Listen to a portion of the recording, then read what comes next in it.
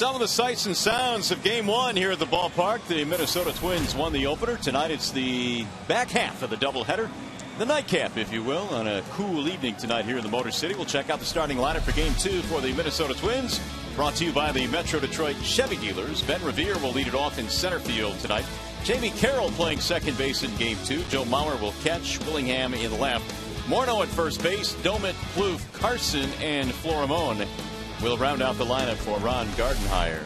And meanwhile, it'll be Drew Smyly on the hill for the Tigers, and he is presented by Soaring Eagle Casino. At 20th game, 21st game now for Smyly this season. He started the year as the number 5 starter in that rotation. He's kind of handled himself in a very nice way. The ERA is just a shade under 4.5. He's got a fastball anywhere from 91 to 94. Nice little breaking ball and a really good changeup and a lot of mound presence for a young kid. Take a look at the Beaumont Health System defense, sponsored by Beaumont. Barry's in left and Brennan Bosch is in right. Jackson's back out in center. Cabrera, Peralta, Santiago, and Fielder are in the infield. And Alex Avila is starting the nightcap. Oh, you caught yourself beautifully there. That was a nice makeup. Well, here we go. Ben Revere will start things off for Minnesota. And Drew Smyly ready to go to work. Here we go. The first pitch in tonight's ball game is a strike on Ben Revere. He'll be followed by Jamie Carroll and Joe Mauer. It is nippy here at the ballpark tonight. Not too bad, though. 56 are game time temp. And the 0-1. Bouncing ball hit to the right side. Ranging right is Santiago. And he'll throw him out. One gone. It's nice to keep Revere off the base pass. They were not able to do that in the first game of the doubleheader. And because of that, Revere was a really nice table setter for his squad. Last start for Drew Smyly was against the Angels at home on August 25th. He's battled a couple of different injuries this year, blister and a intercostal problem, a side muscle to be more exact. There's a ball low to Jamie Carroll. Carroll playing in the nightcap is at second base tonight, batting .261. Smyly's 1-0. That's in there. 1 ball, 1 strike. And Carroll does not have a lot of pop in that bat. Just 1 homer this year, but you can see that he chokes up on the bat and very seldom strikes out. He puts the ball in play and usually gives Ron Gardenhire a quality at bat. That home run that you mentioned came on September the 3rd against the White Sox, and it was his first homer in over 1,300 plate appearances in the major leagues. Just to show you how infrequent it is when Jamie Carroll hits one out. He's ahead of the count. 2 balls, 1 strike. And Smyly's pitch to make it 2-2.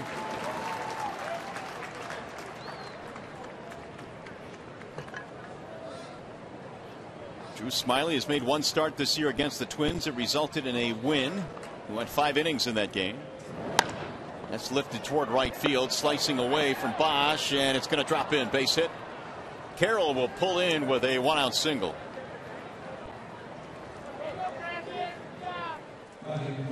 We'll bring up Joe Mauer.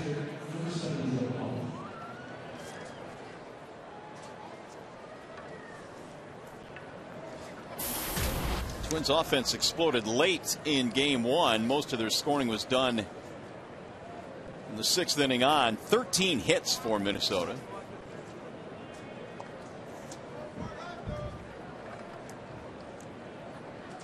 Mauer in that opener was 3 out of 4.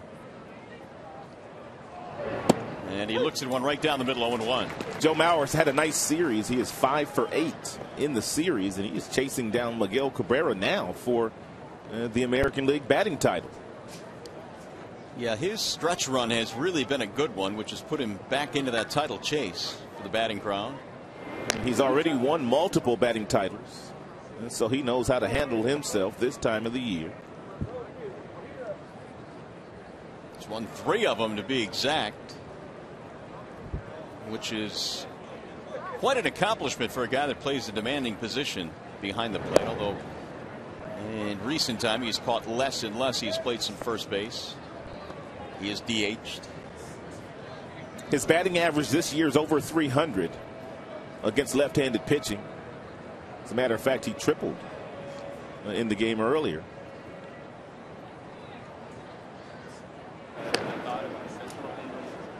Four RBIs in the opener. That 3-base hit came in the 8th inning of game 1.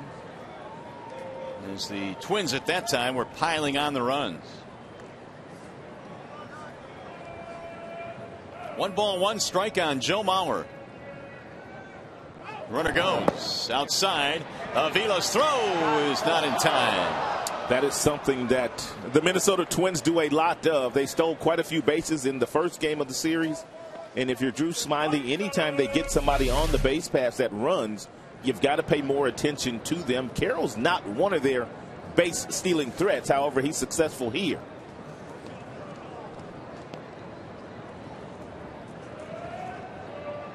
Real good slide there by Jamie Carroll. Carroll gets his 9th. The Twins stole 3 bags in the opener today.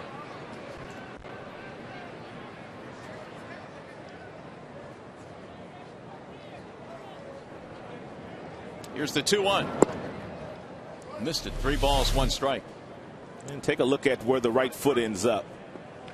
The outside part of the base, giving Peralta very little to tag there.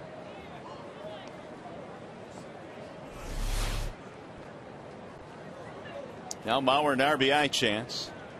Ahead of the count, 3-1. Mauer has driven in 83.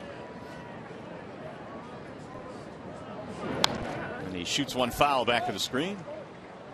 3-2 on the Minnesota catcher. Earlier this year, moved into the all-time slot as #1 in games caught. In Twins history, 832nd game of his career came back in August.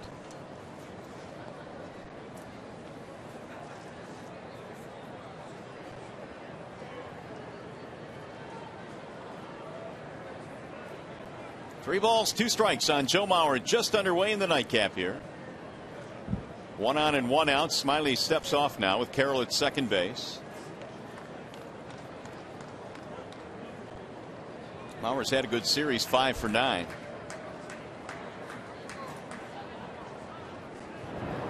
And he sends a ground ball to first. That's a fair ball. Prince will get it. Step on the bag for the out. Advance Carroll to third. It's a good pitch there by Smyly. It's an off-speed pitch, and that's one of the ways that you get Mauer out. He's looking for a fastball that he can hit the opposite way, but if you throw him something off-speed, that's a breaking ball down. You get him out in front of it, and you get him to roll over as he did there to Fielder. So it'll take a 2-out hit now from Josh Willingham, who steps in.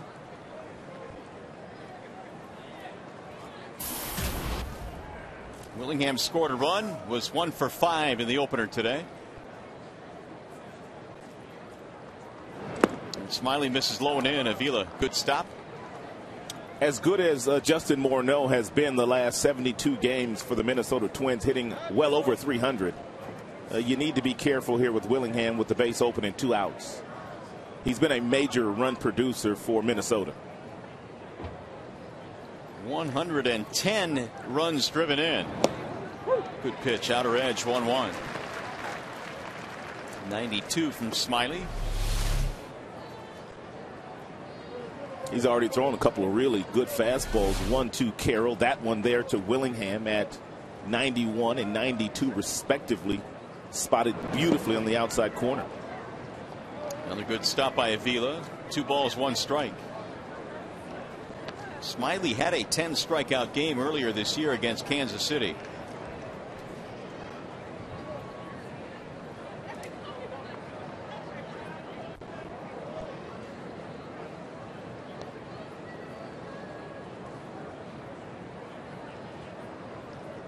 And the 2-1. 3 balls, 1 strike, so it appears he is being extra cautious here. With the lefty Morneau waiting on deck.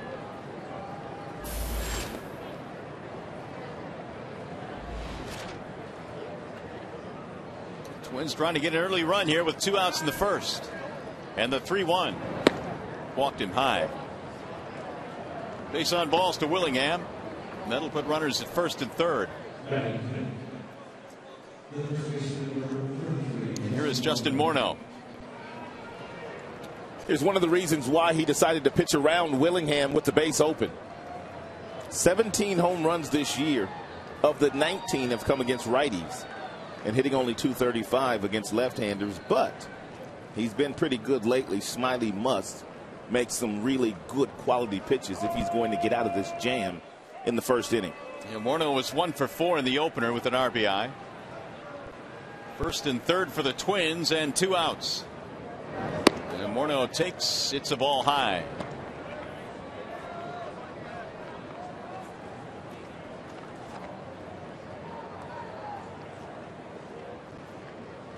Morneau's very smart hitter, no doubt, looking for something off speed here. And he drives one toward left, but foul.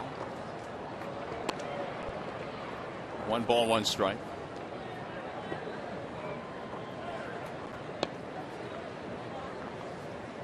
He won an MVP back in 2006, became the first Canadian-born player to win an American League MVP award. Larry Walker won one in the National League.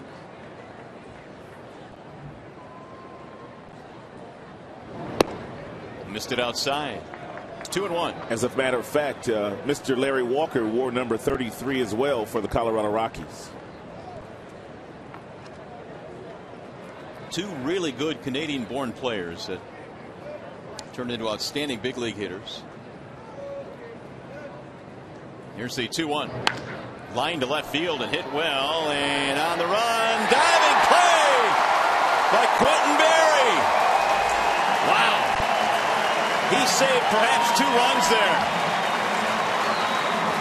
A slicing line drive off the bat of Justin Morneau, and Quentin Berry saves the day early on.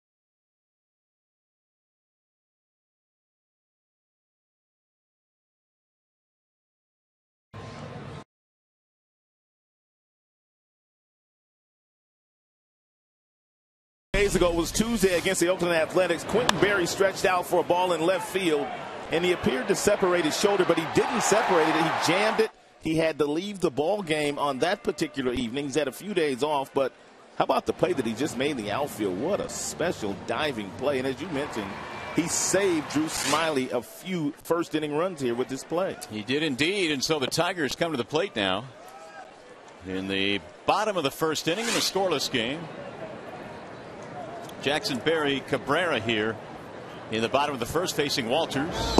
And A.J. looks at a strike on the outer edge. 1 ball, 1 strike on Jackson. That's a play right there that Berry made that you don't see a guy with the glove on the left hand. They don't make that play. They can't get across their body in time to make that play. Good point. A couple more looks at that spectacular play by Q, who just continues to give this team energy when he does get a chance to play.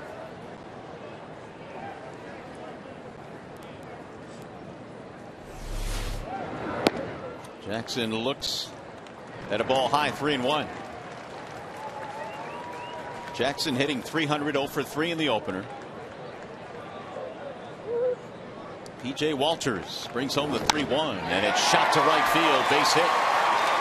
Jackson goes the other way, and the leadoff man is on.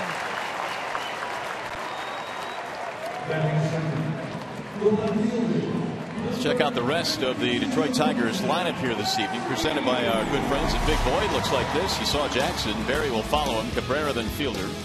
Delman the DH. Bosch is in right field for game 2. Peralta, Avila, and Santiago playing second base.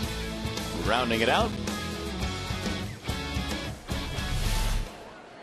So here's Quentin Berry, fresh off the great catch in the top of this inning. See what he can do now with the bat. 357 this year against Minnesota pitching. They're in tight at third base. That's Plouffe creeping in, and there's a strike on Quentin. When Barry is batting second, it gives Jim Leland's lineup the same kind of look that Ron Gardenhire had in game 1, with Span leading off and then Revere, the speedy Ben Revere, batting second. Runner bluffs, and it's ball 1 low. 1-1 the count. Well, the top 4 hitters in the Tigers lineup here in this game, Jackson, Berry, Cabrera, fielder, combined to hit .391 against Twins pitching. That's coming into tonight. There's Cabrera waiting on deck. Jackson back in there standing up.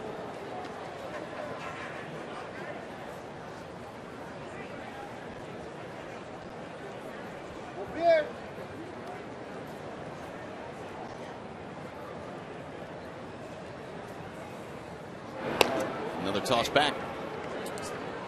It's a real quick move there by P.J. Walters, who is making his 11th start this year, 6.39 ERA, and in 3 starts in September. Boy, he's been giving up some crooked numbers. Brought to you by Fox Toyota, Rochester Hills. Pop him up. Left side of the infield, the shortstop Florimone to the grass, still drifting. 1 gone. Let's take a look at the Minnesota Twins defensive alignment in the second game of the doubleheader. You have Willingham, Revere, and Carson in the outfield. You have Plouffe, Florimone, Caro, Morneau in the infield, and Joe Mauer is the catcher. Well, he was the designated hitter in the first game.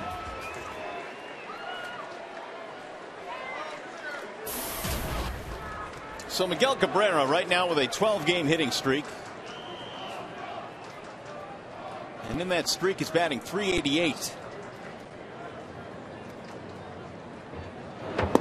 First pitch low, 1-0.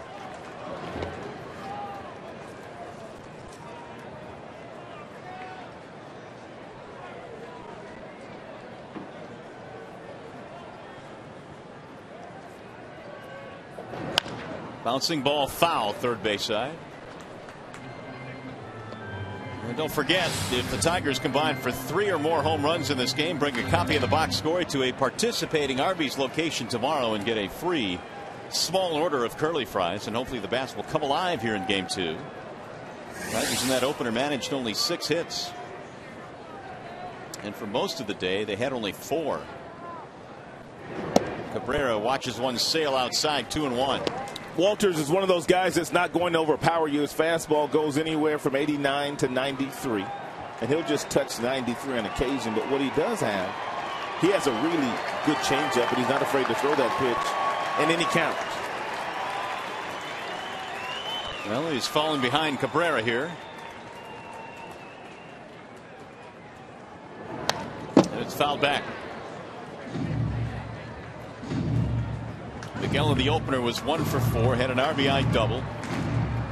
A couple of hits in the series against Minnesota. There's fielder waiting on deck.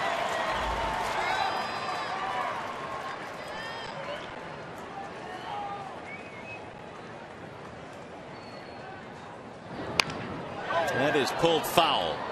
There's that changeup right there from Walters at 80 miles an hour. Kind of tied Miguel up a little bit.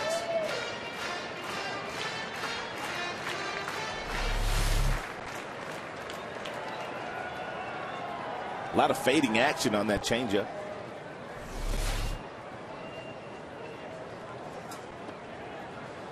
Cabrera, as we know, has done a lot of damage since joining the Tigers. He became the first Tiger to have at least 30 homers and 300 total bases 5 consecutive years. No other Tiger has done that. And he has a 2-2 count here. And he pops it up foul. This will get back into the seats.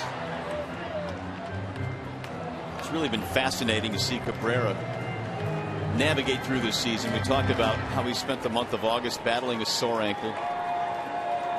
And down the stretch we come, and Cabrera has been as hot as anybody. Trying to lead his team to the playoffs this year.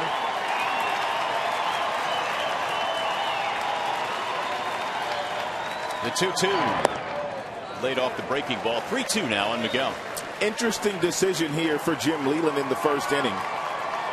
It's not that he does not have confidence in Cabrera to put the ball in play if Jackson does take off, but if Jackson steals the base and Cabby makes an out, they will lose Prince Fielder's bat.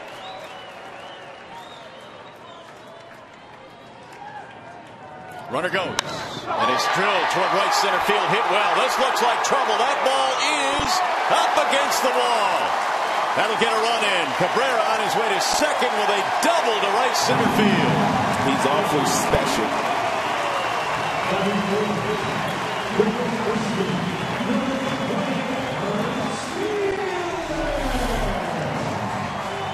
He got himself what appeared to be a changeup at the bottom of the zone. He goes down to get it, and he flips it off the right center field scoreboard, the out-of-town scoreboard, and that is now Miggy's 40th double of the season to go along with 42 home runs. He and Hank Greenberg, the only Tigers to ever do that.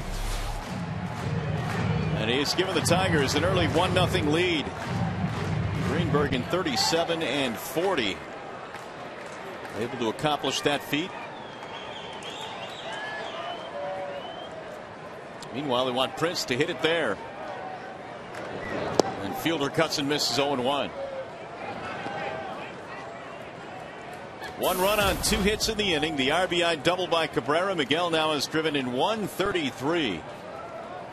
.420 batting average with a couple of home runs and 12 driven in this year for Fielder against Minnesota pitching. Ball 1.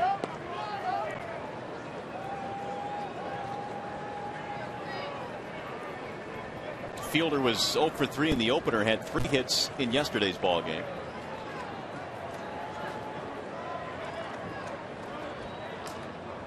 Here's the 1-1, and it's a strike called on the outer edge. Prince did not like that call. And from the home plate umpire this evening, Brian O'Nora.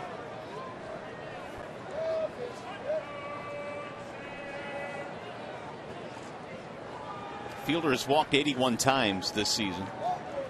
On base percentage over 400 still. And he pulls that one in the air to right field. Carson will circle under it. Runner will tag but hold. As Cabrera actually just heads back to the bag, and there are 2 gone.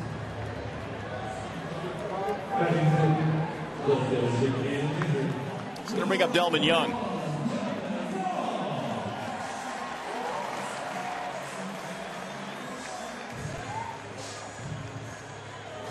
Delman batting .270. There's 1 for 4 in the opener.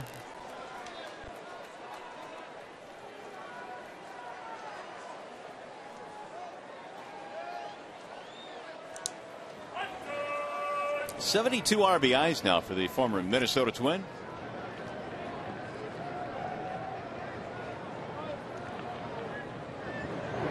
Swing and a miss.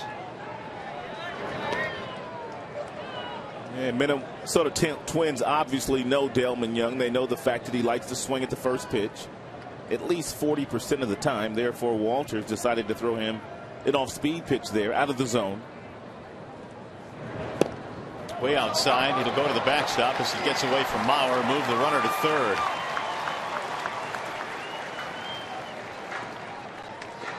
One ball, 1 strike.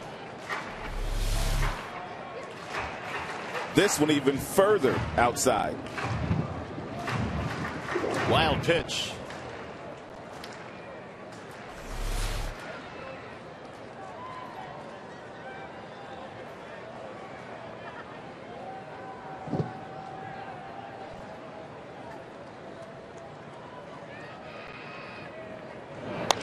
Tillman shoots that one foul down the right field line. 1-2.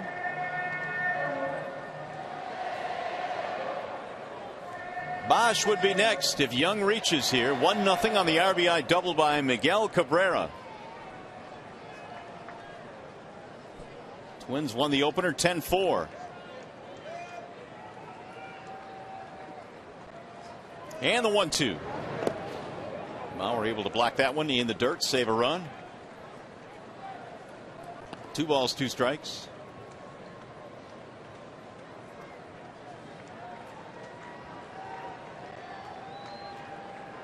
Cabrera not afraid to chat with the opposing team. Always chopping it up with somebody. Always smiling too.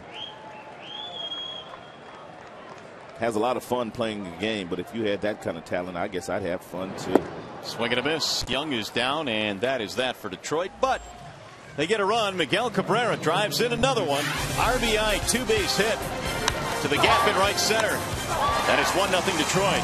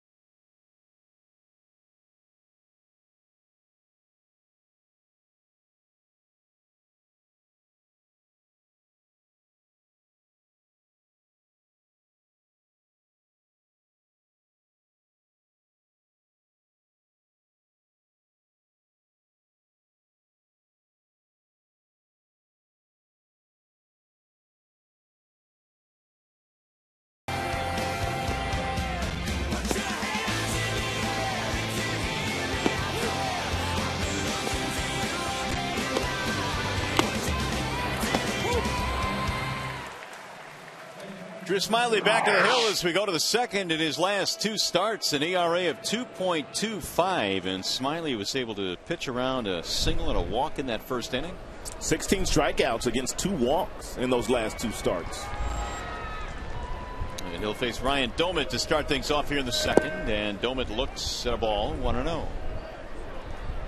Domit, then Plouffe, and then Carson against the young lefty.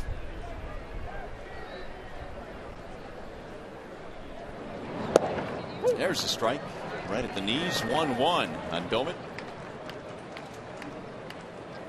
Scored a couple of runs in the opener, finished 1 for 4, his only hit so far in the series.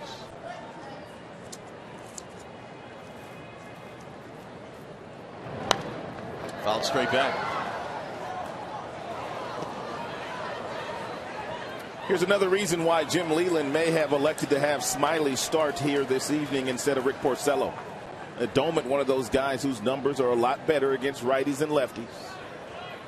This time of year, you have to take every advantage possible to help your team get into the postseason.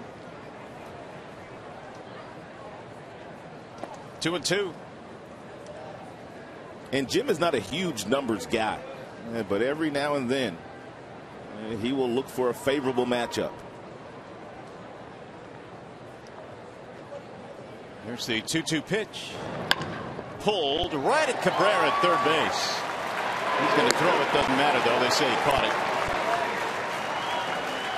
1 out. It's what you're taught to do. As a fielder here, you don't know exactly what the third base umpire is going to call. So you just finish the play. Miguel took a look to see exactly what was being called, but he still was in the process of throwing the ball over to Prince Fielder.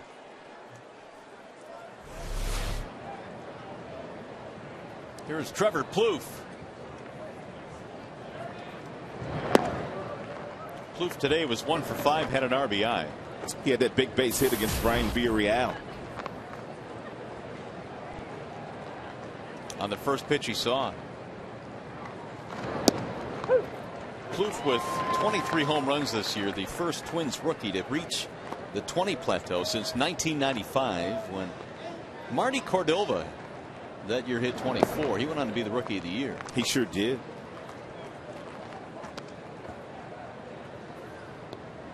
Two balls, one strike.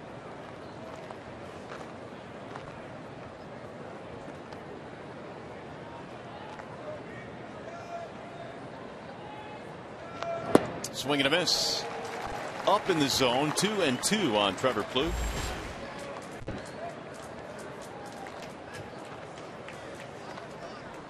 Well, the ratio just about 50-50. 31 pitches now for Smiley. 9 of Plouffe's home runs this year have come in interleague play.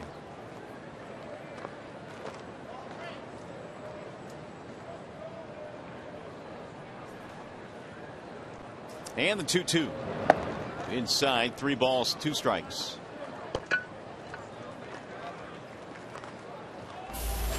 Turning point in game 1 was a 5-run sixth, and Plouffe had a hit to give the Twins the lead in that frame. And the 3-2 fouled straight back.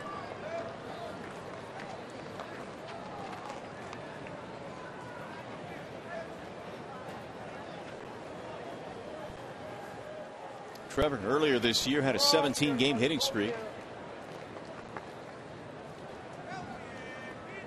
And he's waiting on a 3-2 offering. He got him, strike 3. Plouffe is punched out.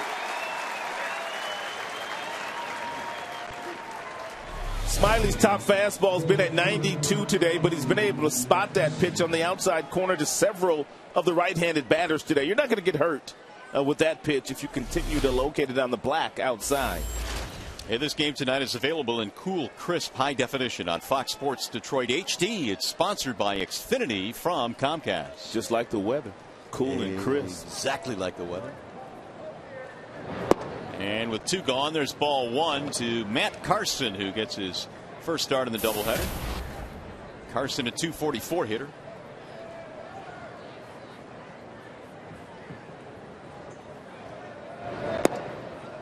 Smiley missing low, 2-0.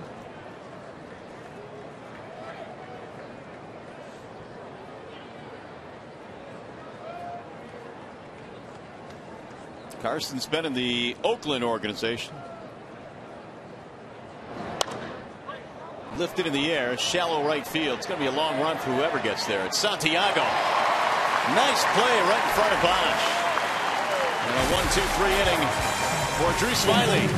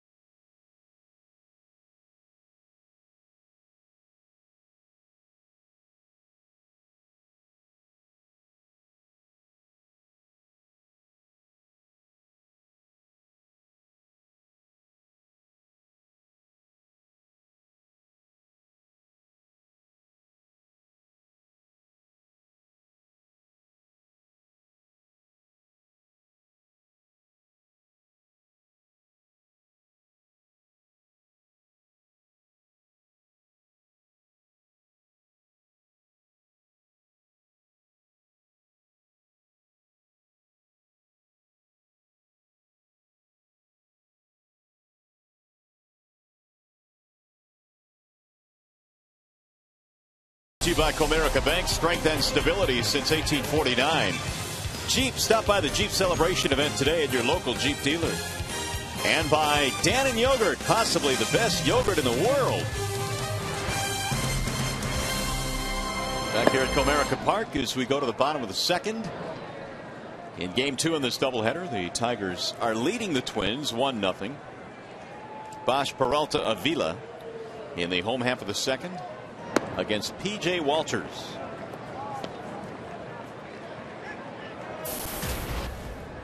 Bosch getting the start here in game 2, playing out in right field, batting .244. He's got himself in a real friendly hitters count. Waving a miss. Only .222 in the month of September for Bosch. He started the second half of the season hitting the baseball pretty well. .295 in July with 4 home runs. And has seen his playing time diminish of late. The 2-1 pitch is rolled to first base. Morneau has it, flips to the pitcher covering, 1 gone.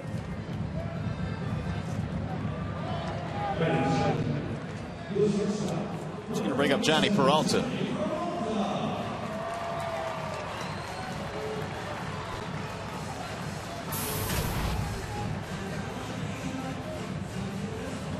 Not a whole lot of success this year against the Twins. Only .205 for Peralta.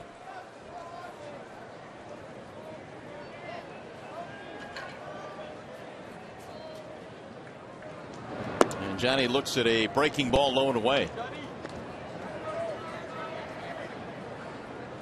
1 run, 2 hits for Detroit. Twins no runs, 1 hit. That's a strike on the outer edge. 1-1. Johnny in the month of September also scuffling 182. Looking for his first hit in this series. And he shoots this one in the air to right field. Carson is on the run, still going back, and he'll backhand it on the run in the gap. 2 gone. Carson got a pretty good jump on this ball. He took one look over at Ben Revere. He saw that Revere, who's playing center, was not going to get there, and he had to get on his horse to make the running grab. And there's not a whole lot that goes up in the air in center field that Revere doesn't catch. Here's Alex Avila. Alex at 248. 1 for 3 yesterday, knocked in a run. Laird caught the opener. Avila here tonight.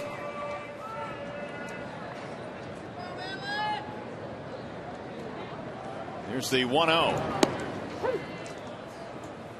Yesterday's action for Avila was his first action since he collided with Prince Fielder's right elbow in Cleveland on that last road trip.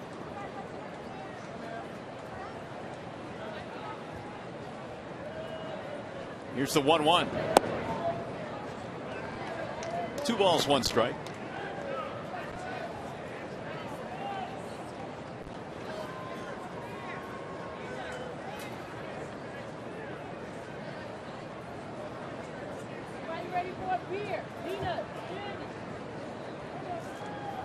And Avila given time at home plate. P.J. Walters, originally an 11th round pick of the St. Louis Cardinals back in 2006, played his college ball in South Alabama, while Avila played his college ball at the University of Alabama. A couple of years while Walters was wearing that Cardinals uniform, he was rated in their minor league system as having the best changeup in the organization. Parts of 3 years with the Cards, and then was traded to Toronto in the Colby Rasmus deal. And there's a walk, so Avila gets aboard with 2 outs. Here's that injury we were speaking of with Avila and Prince Fielder on the pop-up in Cleveland. Scary moment for everyone. Knocked his glasses off, and Avila went down. And the guy that he's standing over at first base right next to, Justin Morneau, knows all about having concussions and concussion symptoms. Santiago takes a strike. And Avila said as much a couple of days ago. He said that he had had conversations with both Denard Span and also Morneau in the past about some of those things that they were going through as they tried to work themselves back into playing shape. Well, the concussion that Morneau had was one that just kept lingering. And it looked like such an innocent play at second base. He was kneed sliding into second base, but it just wouldn't go away. Or the symptoms wouldn't, at least.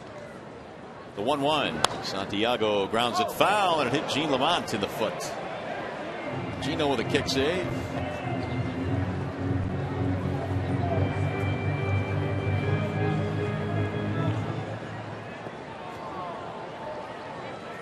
One ball, two strikes.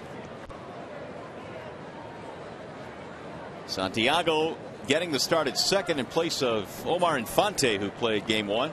Ramon has not gotten many starts lately. And he got him looking. Breaking ball on the outer edge, ending the inning. No runs, a walk, one left, and you're watching Tigers baseball here tonight, presented by Bell Tire.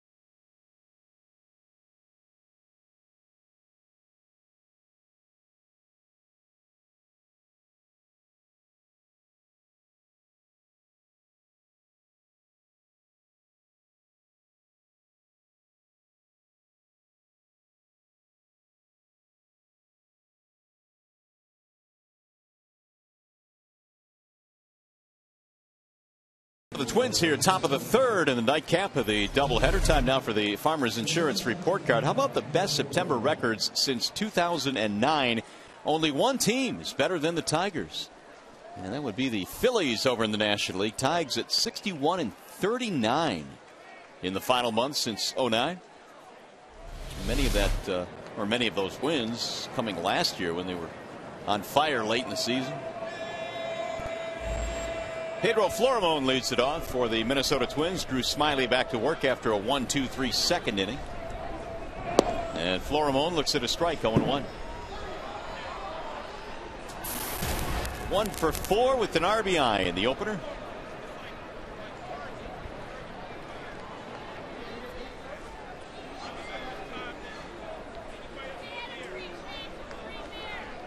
Here's the 0-1. Foul tip. And that nailed Avila. 0-2. What's new?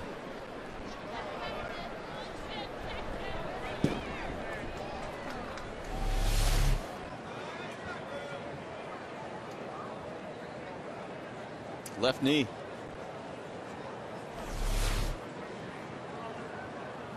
And Brian O'Nora, the home plate umpire, gracious enough to give Avila as much time as he needs to gather himself.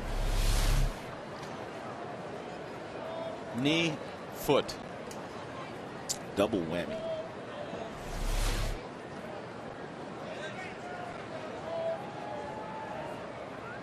Here's Smiley's 0-2. Florimon takes low. 1 ball and 2 strikes on the Twins shortstop. He was acquired from the Baltimore system, claimed off the waiver wire last December. After 8 years in the minors with the O's, he finally got a small big league chance. That is popped up. Santiago racing back to the grass right in front of Bosch. 1 out. Time now for the Bernstein Advantage scouting report. Get the Bernstein Advantage. We go to bat for you. And the Minnesota Twins have been really good at running with the ball on the ground. In fact, they've had 169 infield hits this year, which is the most in the major leagues, and that speaks to the type of ball club they have. Yeah, the guy standing in the batter's box right now, Ben Revere, leads their club with 33 infield hits. He looks to strike one. Revere grounded out to start the ball game, 0 for 1. Revere also a real good bunter when he does decide that he wants to bunt for a hit. Well, he's not going to do it here. He's down to the count 0-2. And in spring training, they have a really good former player in Rod Carew, Hall of Fame player, that was an outstanding bunter who works with a lot of their guys that like to bunt the ball on the ground.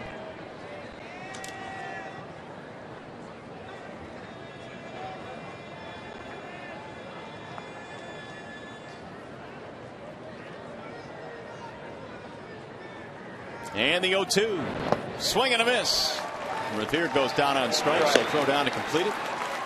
And there are 2 gone. Let's go to the studio now. Time for a game break. Here's Ryan Field.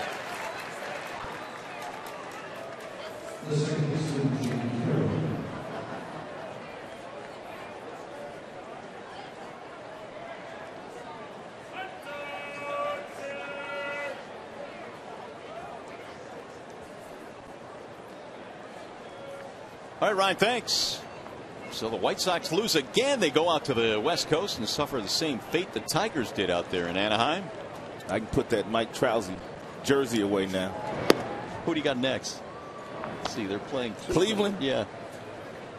I don't know. Let me decide. They've had a rough go. Brantley. They've had a rough go in Cleveland lately. Here's Jamie Carroll. He pops this one up. Let's see, Prince. Can he get there? Oh, he couldn't handle it. I was getting ready to say, whatever you do, Santiago, don't run into him. Prince got his glove on it. Couldn't make the over-the-shoulder grab, though. It's a tough grab right here for first baseman. Equally as difficult on the other side of the diamond for third baseman. Running away from play. Just didn't make the play. Prince got there.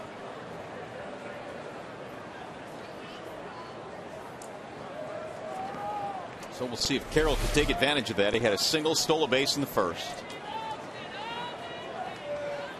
And the 1-1. Rolled foul, 1-2. If he does take advantage of it, it's will probably be in a single variety. As you brought up earlier, he does not hit many homers.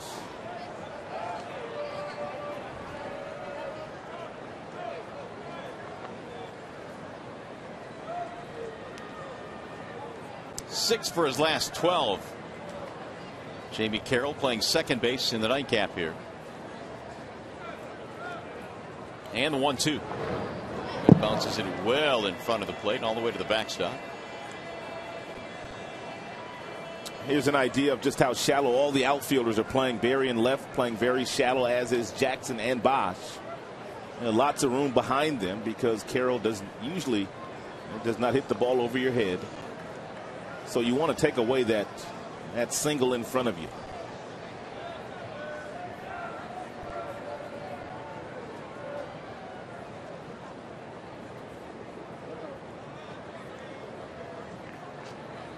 Minnesota's only hit so far belongs to Carroll, the single in the first. Smiley looking for another 1-2-3 inning. Low 3-2. Minnesota has Carroll under contract for 1 more year.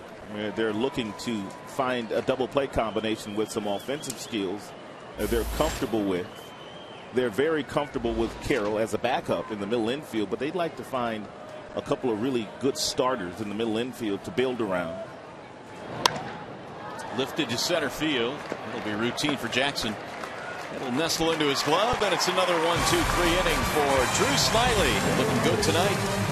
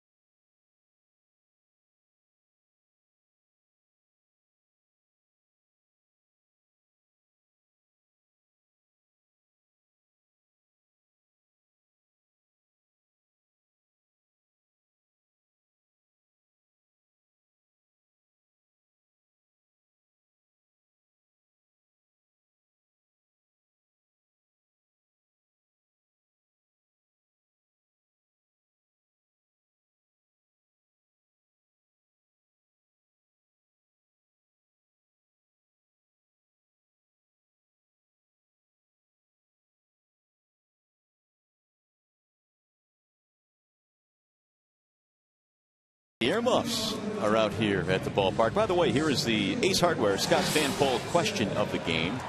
Do you wish the Major League Baseball regularly scheduled doubleheaders? Pretty easy one tonight. Yes, for A for yes, B for no. You text ACE, then a space, then A or B. If you like regularly scheduled doubleheaders, should they have them? Text that to 37338. A or B. Strike called on Austin Jackson as he leads things off in the bottom of the third. 1 run, 2 hits Detroit, no runs, 1 hit Minnesota. Fouled off, and it's 0-2.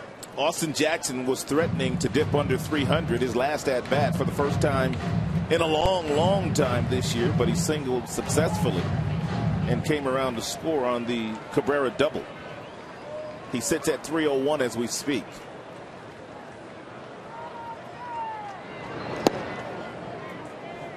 And yes, whatever Austin tells you, it would be an honor to hit 300. Here's the 1-2. Outside, 2 balls, 2 strikes.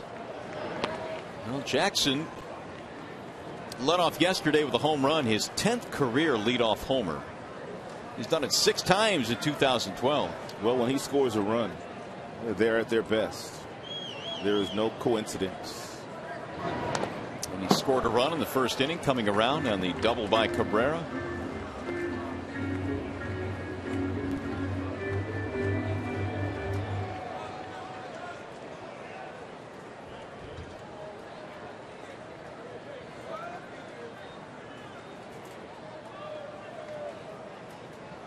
And Walters with the 2-2. Bouncing ball back to the mound. The Twins right-hander will throw him out. 1 out. That'll bring up Quentin Berry, who already has made a spectacular diving catch in the outfield to keep the Twins off the board in the first inning. Sometimes games are won and lost in the very first inning, and that catch that Q made off the bat of Justin Morneau could have been a game saver in the first inning. Berry usually better after his first appearance against the starting pitcher. 196 in his first plate appearance of a ball game. The rest of the way against the starter, 377. Here's the 0-1. 0-2. Berry disagreed with that one as he walks out of the box.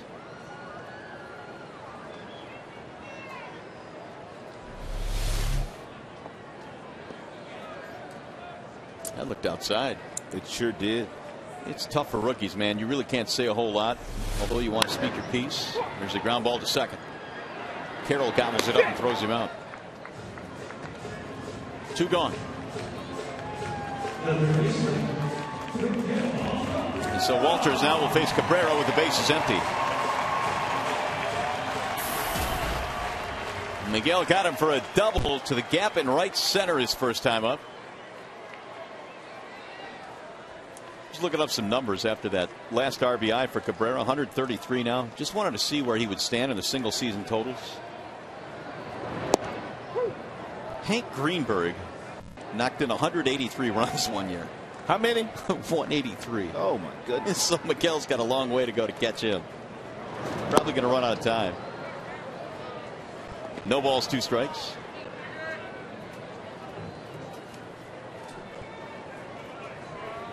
Two out, nobody on. Well, you may have heard some language from the field. We apologize for that. 0-2 the count. And it's fouled off. And Cabrera barely stays alive. The double by Cabrera in the first inning. His second 2-base hit of the day. The average right now sits at 333. And if you weren't with us when Miguel did hit that double, it gave him 40 on the season to go along with the 42 homers. And now he and Hank Greenberg are the only Tigers in their history to accomplish that in a season. 40 doubles, 40 homers. Oh, good pitch. A breaking ball in the inside part of the plate. Cabrera caught looking. Not a whole lot he could do about that one. And a 1-2-3 inning for P.J. Walters.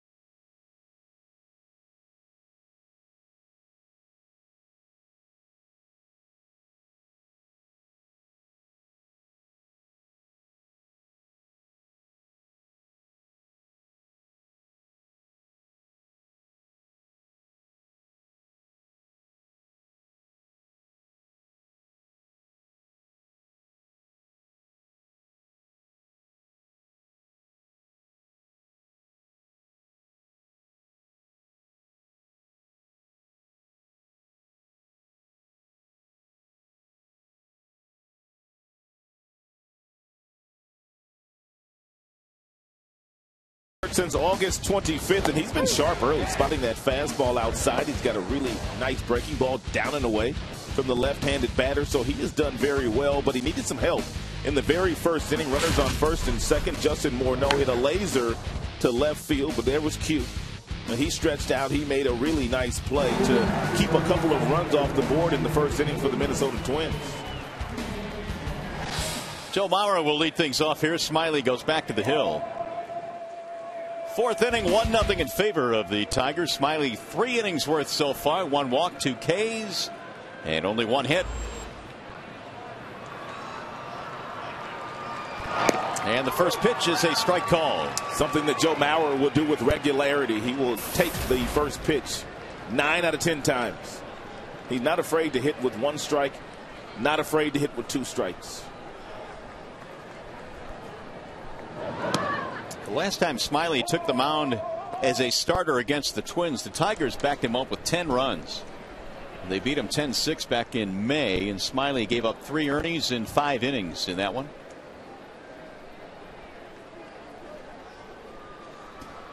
Here's the 1-1. 1-2 on Joe Mauer. He has had an outstanding breaking ball today. His fastball's gotten up to 92. But when he comes out of the same window, the same arm slot, same arm speed, and throws you an 80-mile-per-hour breaking ball, even a guy like Mauer will get fooled and be out in front and swing and miss. 2-2 the count. Tigers playing for a share of first place here tonight, with the Angels defeating the White Sox. Chicago swept by the Angels, and so a Tiger win here tonight. We've got a dead heat in the Central Division. West Coast was not very kind to the Chicago White Sox. Here's the 2-2. Mauer lofts it in the air to center, straight at Jackson. 1 out.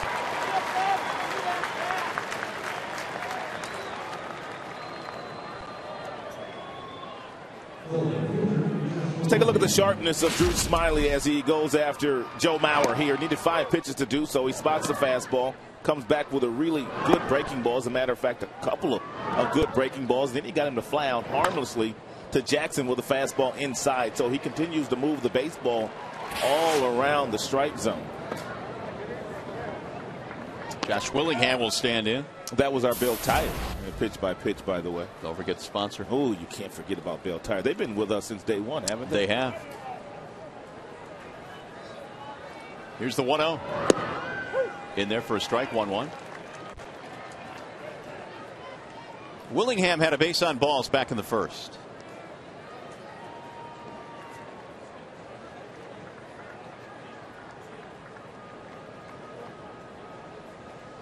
Smiley's 1-1.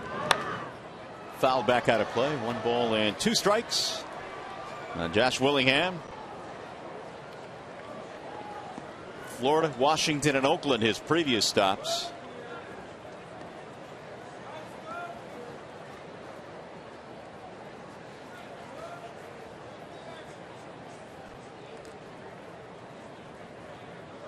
Willingham last year very nearly knocked in 100 runs. He had 98. He has reached that level this year with 110. Chopper back up the middle. Santiago with the backhand. Willingham is out. It's 9 straight retired by Smiley.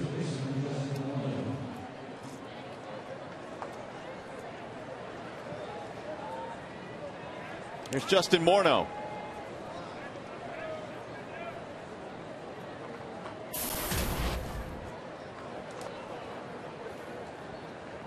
Morneau hit a line drive that looked like it was going to score 2 runs back in the first inning. This time he'll shoot one to right center field. That's going to drop, base hit. 2-out single. So the tying run is on with 2 away. For the most part, they have thrown a lot of fastballs to Morneau today. The left-handers in particular, that time he goes down to the bottom of the zone and gets a breaking ball, and he stays hot. He's been really hot the last 72 games for Minnesota. Here is Ryan Domit.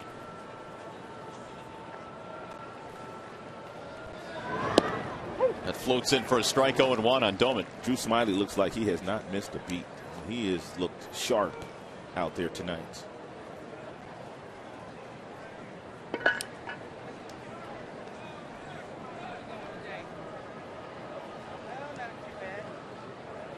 Here's the 0-1 pitch, and it's high. 1 ball, 1 strike. Doman, former Pittsburgh Pirate, in fact, was their opening day catcher last year.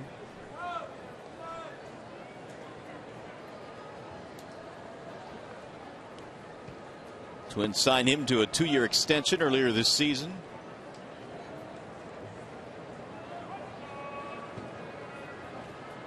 And the 1-1.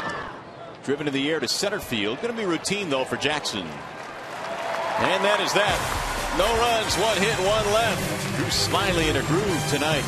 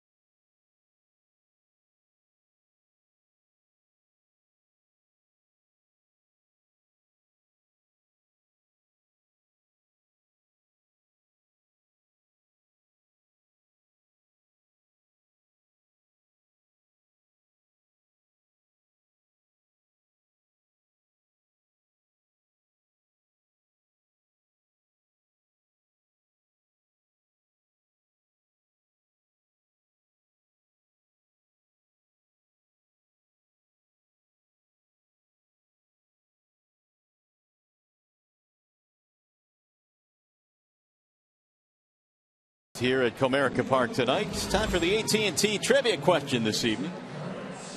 What do we have? Which team has played the most doubleheaders since 2009? Most doubleheaders since 2009. Try and figure that one out. We'll give you the answer in a little bit. In the meantime, Prince Fielder will lead things off, then Delman Young and Brennan Bosch.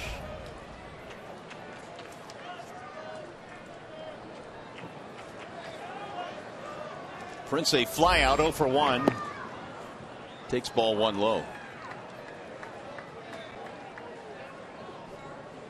3 for 7 now in the series for Prince.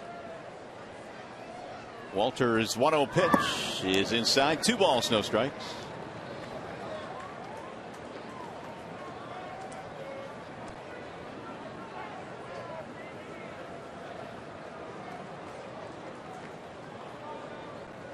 The 2-0. Shallow left center. Gonna drop. Base hit. Prince goes the other way. Leadoff single.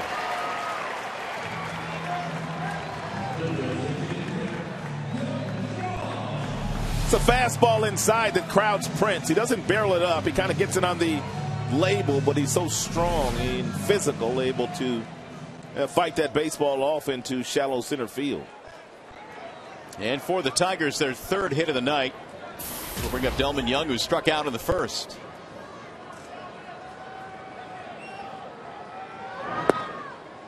Ball 1 to Delman.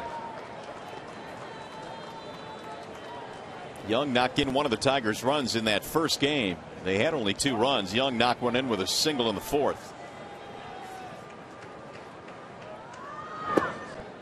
Low, 2-0. Well, fasten your seatbelts here. If PJ decides to throw Delman a fastball that he can get to.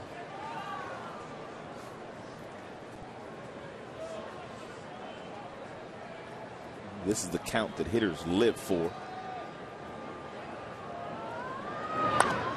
And he popped it up. He sure did. First base side, Morneau. Delman is out. 87-mile-per-hour fastball that looked like it split the plate, but it was up in the zone, and Delman couldn't catch up to it.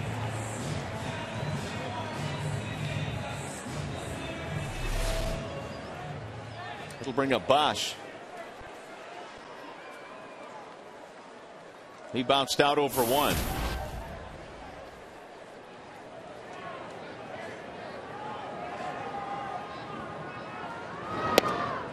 Walters made a start against the Tigers back in May, and he beat Detroit despite giving up 3 home runs. They were all solo shots. Bosch hit one of them. Cabby had one, and Dirks had the other. Well, at least the fans ate good that night. They got Arby's. They did indeed. That's fouled off. Always trying to find a positive spin. We may get there tonight. Still plenty of time. 1 ball, 1 strike on Brennan.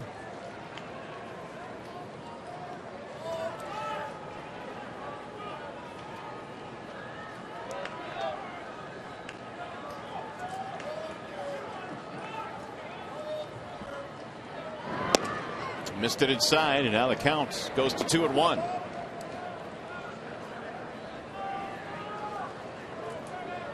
Walters, 27 years old, a native of Alabama.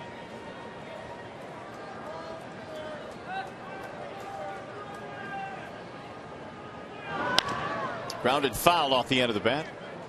2-2 the count. Here's the Mazda scouting report this evening. Since August the 24th, the Tigers, how about this? They're 0-10 in 1-run games. The tight ones they just have not been able to pull out.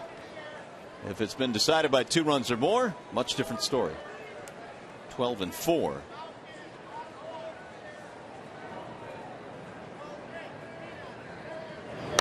Bouncing ball hit to the right side. Carroll flips to second. There's one. Relay to first. Safe at first base.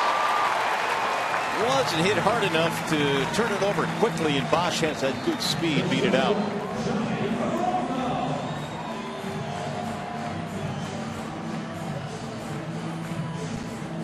It's a nice firm feed by Carroll, the second baseman, to Flormone, the shortstop, and Flormone's able to clear his body out of contact from Prince Fielder and gets a strong throw off to first base, but Bosch gets there.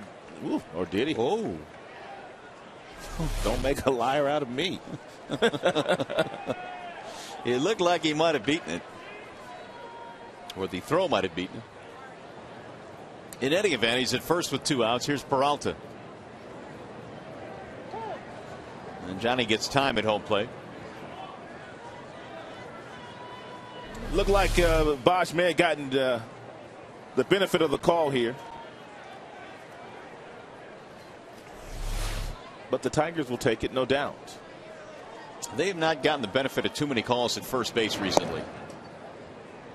Here's ball 1 to Peralta.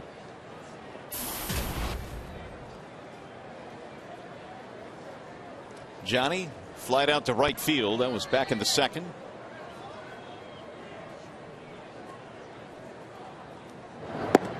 Strike called. If Walters forgets about Brendan Bosch at first base, Bosch has the ability to steal a bag. And every now and then, Jim Leland will put him on his own.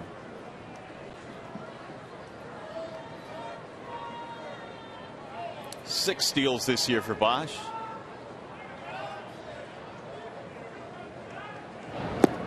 He slings one home, but he missed it low.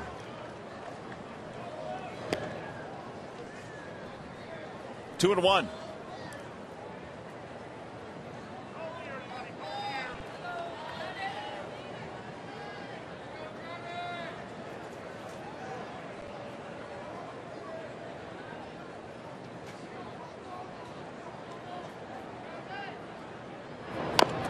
That's rolled foul. 2 balls, 2 strikes on Johnny. Well, the Twins may be struggling this year, and this has not been the type of season they were hoping for, but they have won some games here at Comerica. In fact, they've won 5 of 8 in this ballpark, including the first game of this doubleheader. And now time is called. Here comes the trainer to look at Walters. He may have hurt himself on that last pitch.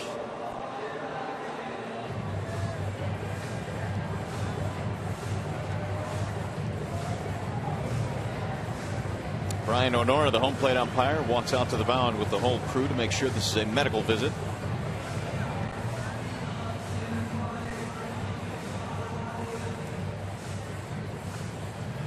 Let's take a look at that last pitch.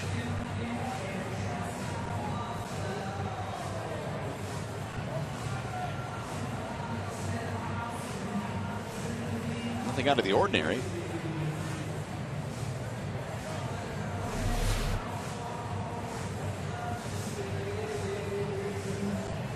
And so Walters has told his trainer and his manager he's all right. 2-2 the count on Johnny Peralta.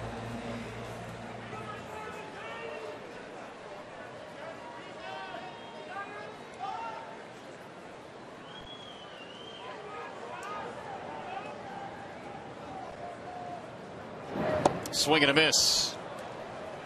And down he goes. So Peralta is out. So are the Tigers. 4 strikeouts for Walters.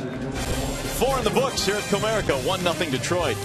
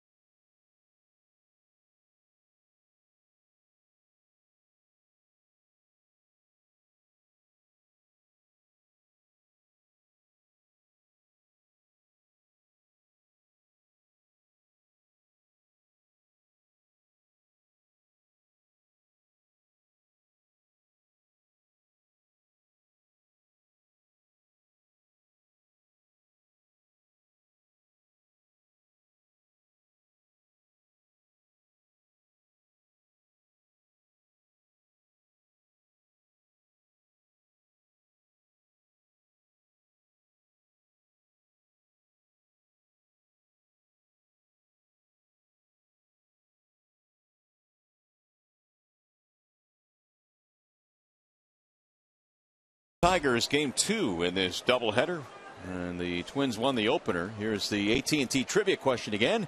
Which team has played the most doubleheaders since 2009?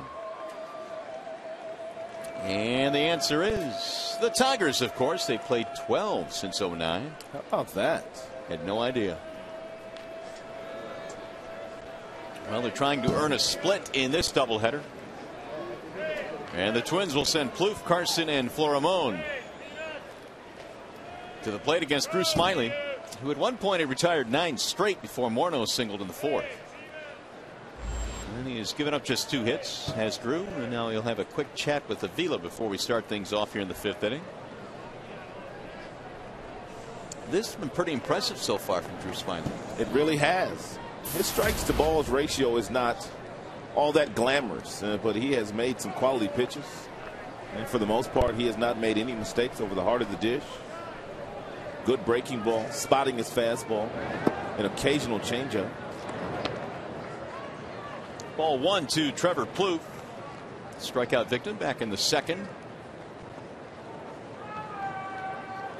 Here's the 1-0, and that's it for a strike. 1-1. And Trevor Plouffe is the definition of a pull hitter. One of the reasons why the batting average is just .235, but he does have some pop in that bat to the pull field. Checked it. This should be a strike, and it is. Upon further review, Chad Fairchild called it a strike. Chad Fairchild all bundled up down there at first base tonight.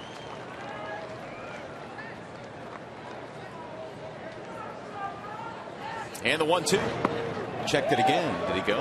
How about Chad? No, he said he held up this time.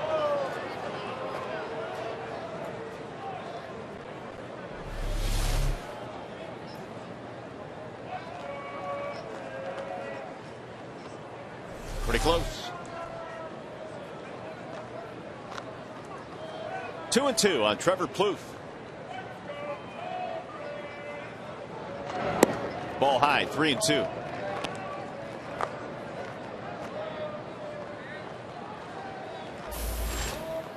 Matt Carson waiting on deck, and then Pedro Florimon. Grounded toward third foul. 3-2 the count stays on Plouffe, who is now 1 for 9 in the series. Al Albuquerque warming up in the Detroit bullpen.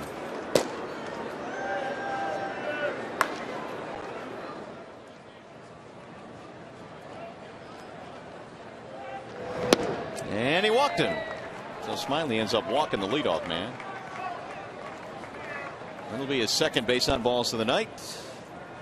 Well, the Subway Sub Prize on the line is the Central Division standings. And again, if the Tigers win here tonight, they pull into a first place tie with Chicago, who just days ago had a 3-game lead over the Tigers.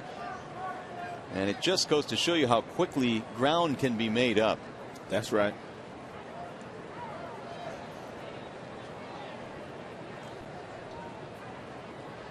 Here is Matt Carson. 0-1 on Carson. He popped up to the second baseman Santiago, who made a nice running play.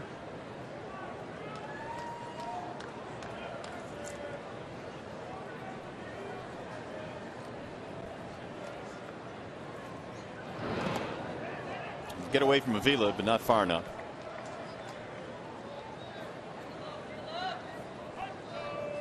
Carson big league time with Oakland in 2009, 2010. The rest of his days have been spent in the minor leagues. Parts of 10 seasons in the minors.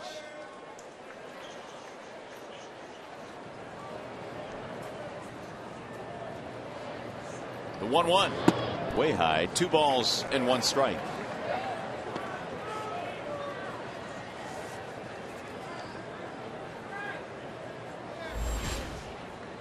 .73 pitches now thrown by Smiley. The last time he's thrown anywhere near this many was in that start late August against the Angels. Which means Jim Leyland not going to stay with him much longer in this game. He'll obviously try to get him through the 5th, which would put Smiley in an area where he could win the game if the score stays as it is. The 2-1 ground ball back up the middle into center field, a base hit out of the reach of Peralta. Plouffe on his way to second, pulls in there. Carson has a single, 2 on, nobody out.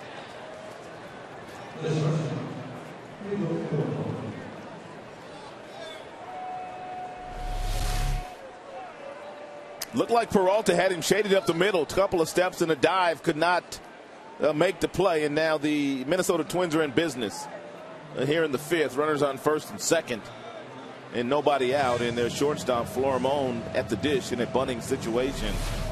Should they want to bunt? Smiley gets a visit from Jeff Jones. His speed range in this one a high of 93. Brought to you by Xfinity. We'll see how the Twins want to play it here with the number 9 hitter coming up. Go ahead run at first base.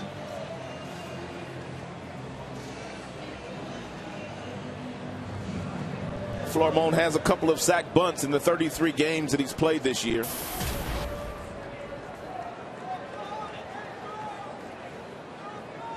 The possibility has the Tigers infield bunching at the corners. Or pinching, to be more accurate. And he is showing bunt, lays it down right back in the mound, and they'll get the out at first. Oh, he's safe. He pulled him off the bag. It's a mental mistake there by Drew Smiley. Did not step and throw after he made the play on the bunt. That's why you step, you throw, you lead with that front shoulder, you get on top of it, and you make a good throw to your second baseman. He threw flat-footed pretty much and just didn't. And get on top of the baseball. Sacrifice E1.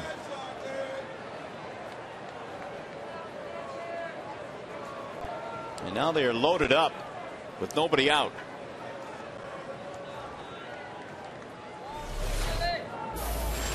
Top of the order coming up, Ben Revere. First error of the ball game for either team. And Revere looks at ball one.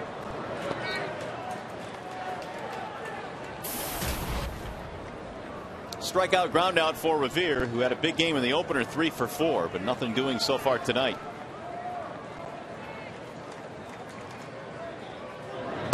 There's a strike on the outer edge, 1-1.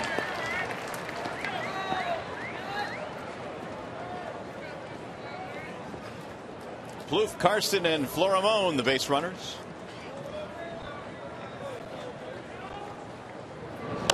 Bouncing ball first base side. Prince has it, comes home with it. There's one. And they'll get the force at home. That's a start, 1 away. It's a real nice job there by Fielder at making sure that once he fielded the ball cleanly, he made a really good, strong, firm throw to Avila to get the 1 out. And Avila didn't force the issue by trying to return the throw back to Fielder at first base. Not with Revere running. It's going to be it for Smiley. He'll give up the baseball. Wallside windows pitching change. He departs with the bases full. Tigers go to the bullpen. Here comes Albuquerque.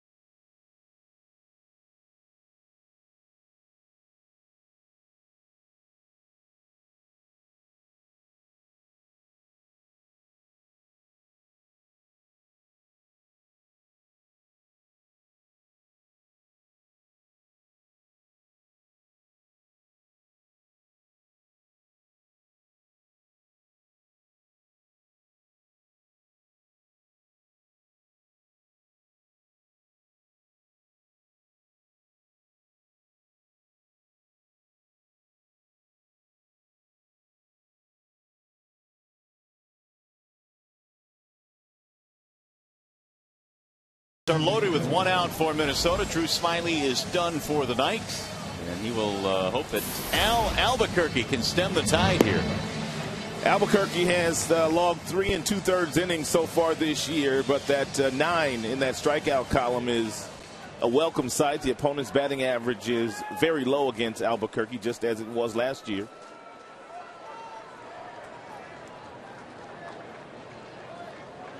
And so Albuquerque will face Jamie Carroll. Single, steal, and a fly ball for Carroll. Infield playing for 2 up the middle.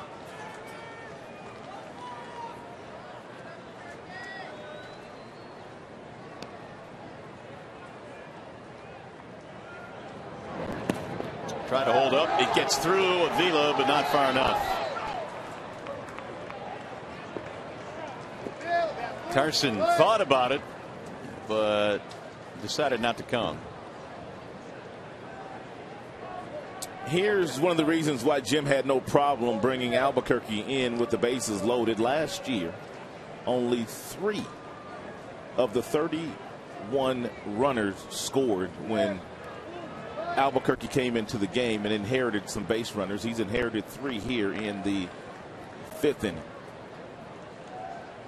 0-1 on Carroll, who usually does a pretty good job of putting the bat on the ball and putting it in play. So an interesting matchup here. It sure is. The 0-1.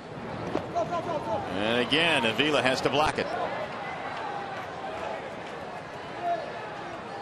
that is some kind of confidence there by Albuquerque to throw the first couple of breaking balls at the bottom of the zone, knowing that his catcher, Avila, is going to do everything possible in trying to make sure that that pitch or that ball stays in front of him.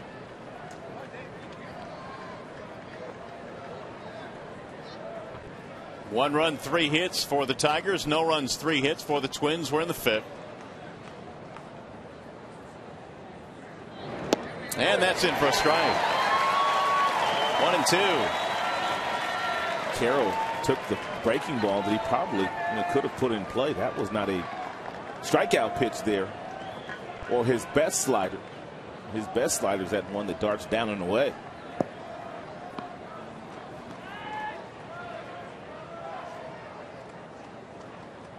And the 1-2. Ground ball to third. Cabrera has it. Comes home. There's one. Relay to first. He threw it away. 1 run will score. They're going to try and get 2 in. And now caught between third and home and out at third base.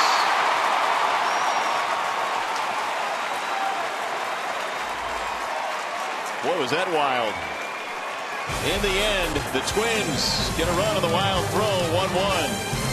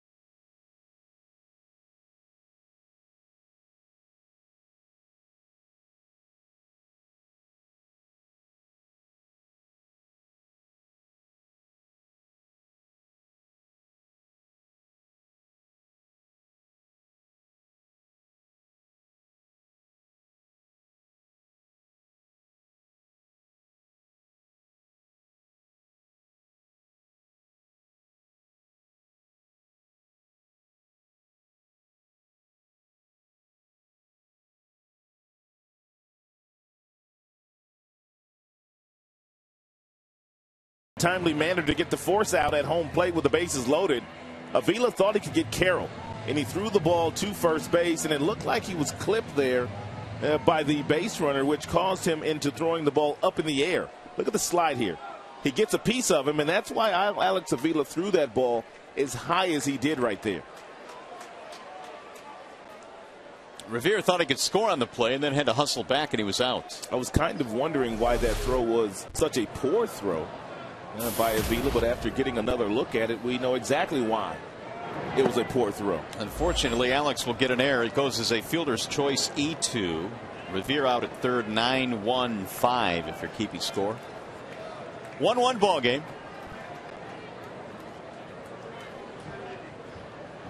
Avila sends a slow ground ball left side of the infield. Cut off at third base. Quick throw in time.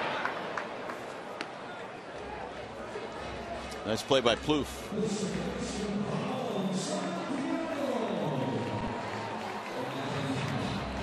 One out for Santiago.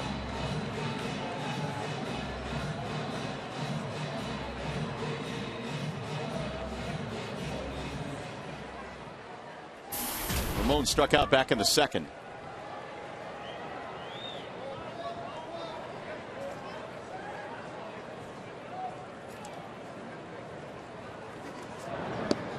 Strike one.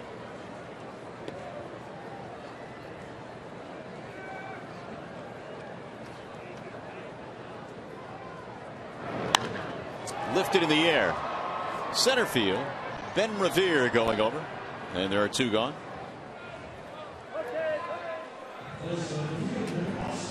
Now Jackson, the leadoff man.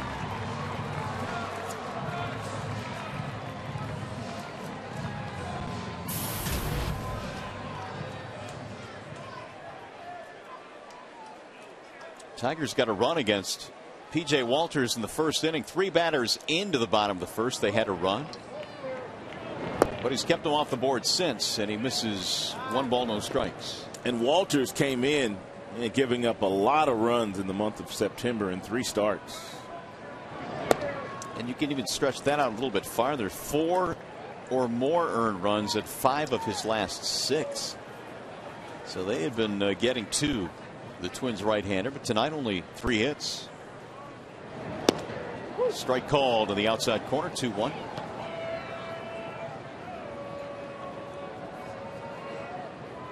Single, ground out for Jackson. 1 for 2, and a run scored. 3-1.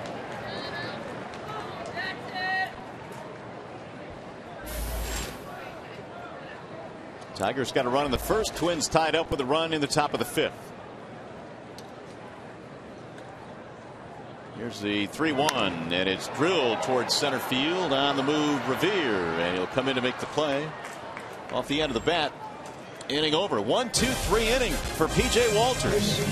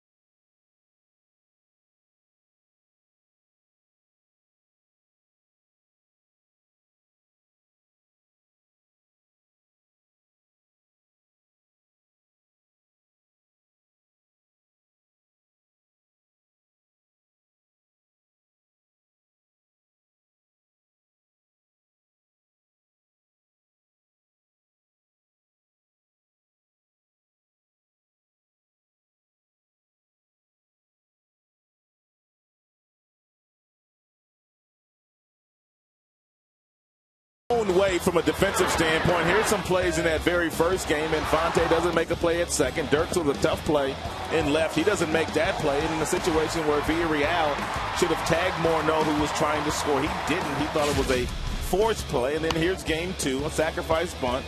Not a good throw here by Smiley. And unfortunately for Avila here, he was clipped by the base runner who was running home, who took him out, which caused him to throw the ball down in the right field corner, which allowed them to score the only run of the game. So it is a 1-1 ball game, and the Tigers 18 in 15 games against the Twins, unearned runs.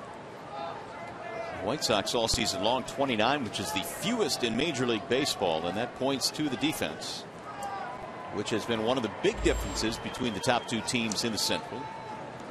Albuquerque goes back to work, and he's facing Joe Mauer. Josh Willingham and then Justin Morneau. He'll try and navigate through the middle of the Minnesota lineup. Each team 1 run, 3 hits. The difference, the Tigers have committed 2 miscues tonight.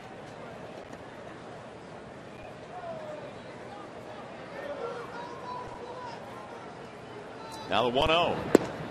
Strike call. 1-1 on Mauer. Mauer is 6th all-time in walks in Twins history, 7th in hits. 8th in doubles. And the 1-1.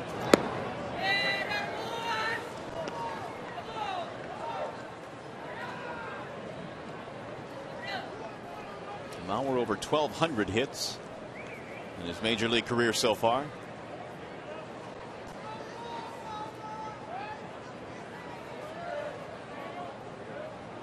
And the 2-1. Strike called. 2-2 on Mauer, who has a little silent protest there for Brian O'Nora. Well, several players today have had disagreements with the strikes that have been called by Brian O'Nora. Fielder, Berry, now Mauer.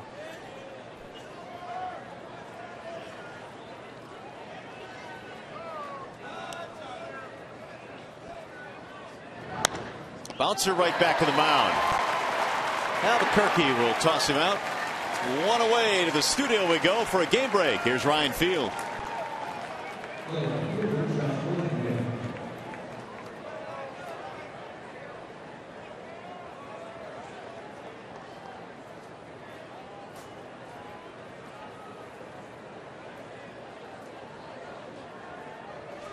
Ryan, thank you. Here it is a tight one as well. 1-1 is our score as we play in the 6th.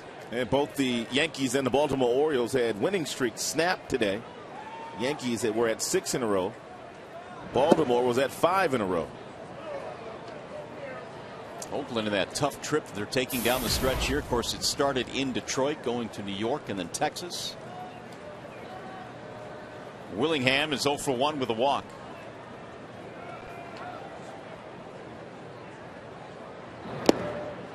Swung right through that one in 96 from Albuquerque. Most of the close races are in the American League. A lot of the stuff has already been decided in the senior circuit. Yeah, Giants clinched, Reds clinched, Washington clinched. American League, a much different story. Ground ball left side. Cabrera can't get it into left field. 1-out single.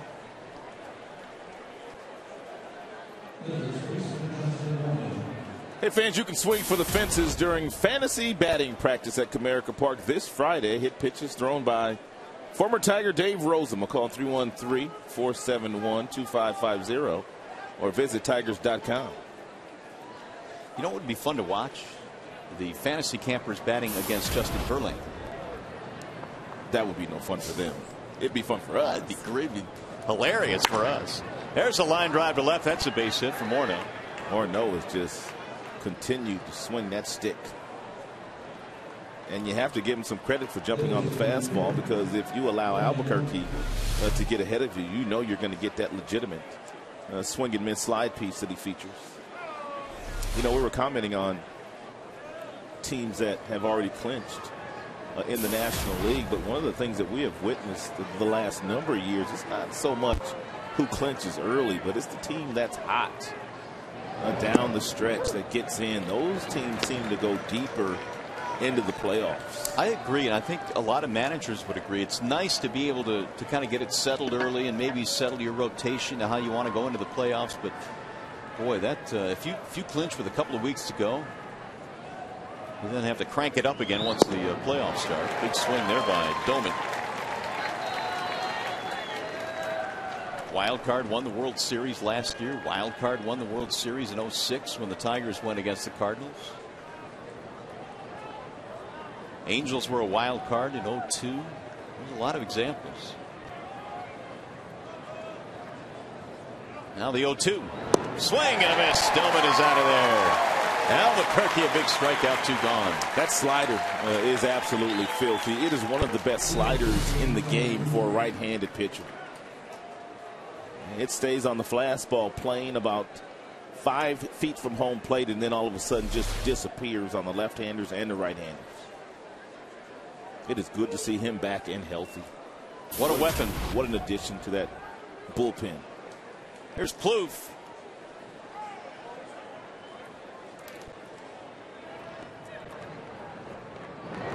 Swing and a miss.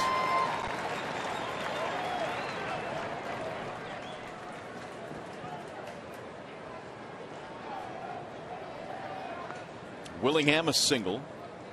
Morneau a single. They have 2 runners aboard. Here's the 0-1. Another slider that missed low. 1 ball, 1 strike.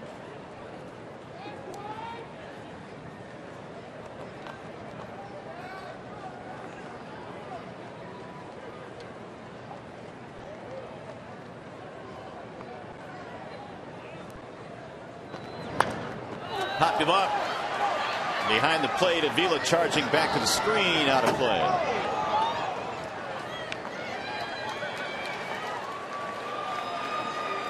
Albuquerque can go a couple of different ways here with Trevor Plouffe.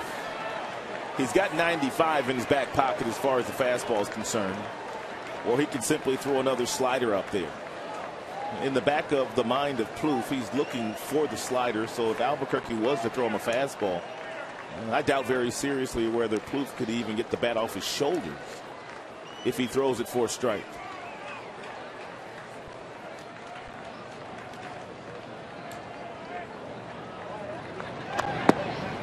Slider high. 2-2.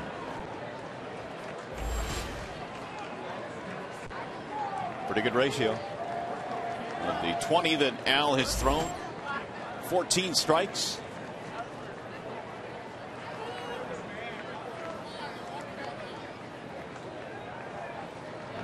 Swing and a miss. Down he goes. Albuquerque strikes out Doman and Plouffe. And the Twins leave 2 men on the bases. No runs, couple of singles, 2 left.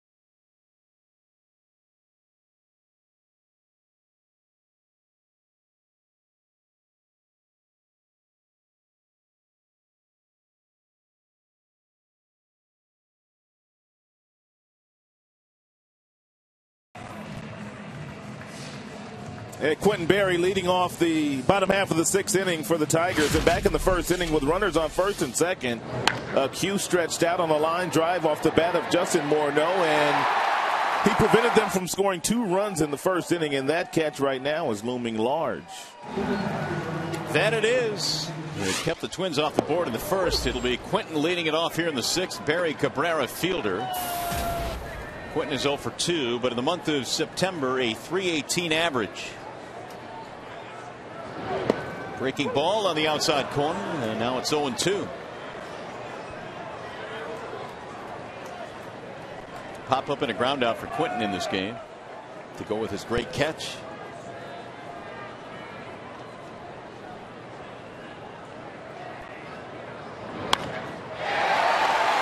And we get into center field, and Barry aboard here to start things off in the 6th. Sometimes you can make a decent pitch, as Walters appeared to do there. It's a changeup. It's at the bottom of the zone, and Q goes down to get it with 2 strikes and hits it sharply up the middle of the infield for a single. And as you know now, Q singles usually turn into doubles.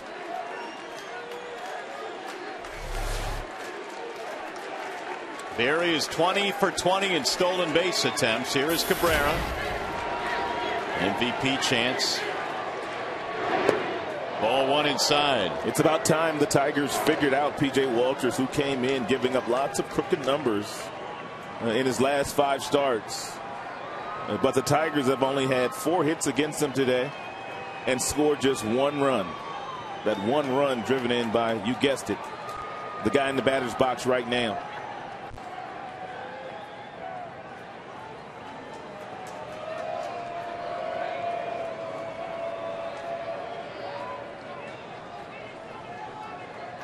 So Walters now has to deal with Cabrera, fielder, after the leadoff single. Middle of the lineup coming up for Detroit in a 1-1 game in the 6th. And Barry draws the throw. Miguel Cabrera has won Player of the Month awards twice as a Tiger in his career, and if he's able to do it again, it will be the only Tiger to ever accomplish that. 3 Player of the Month awards. Popped him up. Right side of the infield to the grass. Carroll. And so he disposes of 1 big hitter. Well, as we check out the Jimmy John's leaderboard, and since the 2004 season, Miguel Cabrera has knocked in 1,055 runs. Those guys get after it. They all drive Cadillacs too. 1 on, 1 out. Power hitters. Run producers.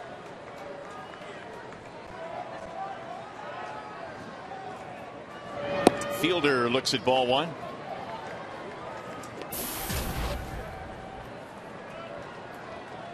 .306 for Prince on the season.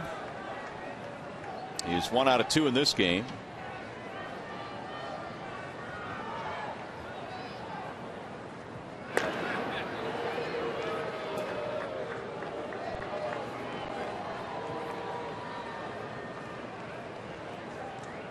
Angels beat the White Sox 4-1.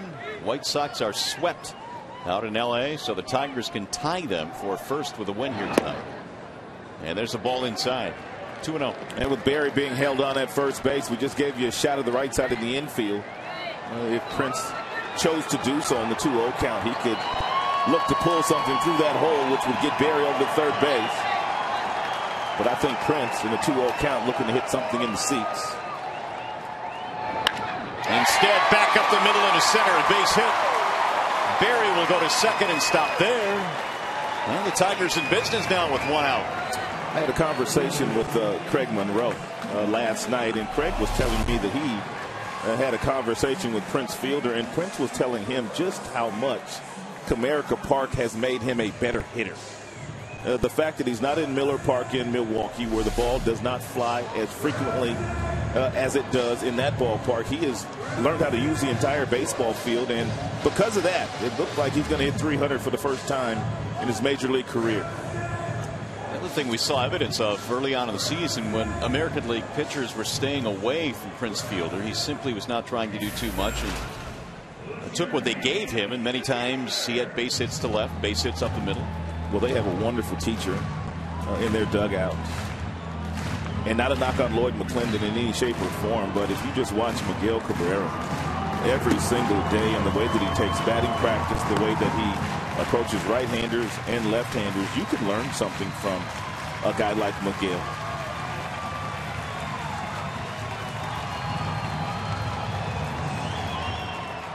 Hey, join us again tomorrow when the Tigers welcome the Kansas City Royals. Coverage begins at 6:30 with Tigers Live on Fox Sports Detroit. That's Tigers baseball tomorrow at 6:30 right here on Fox Sports Detroit. The Kansas City Royals, they're probably in town already. They were beaten up by Cleveland today at home, 15-4.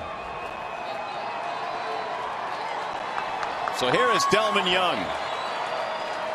2 on, 1 out, 1-1 game.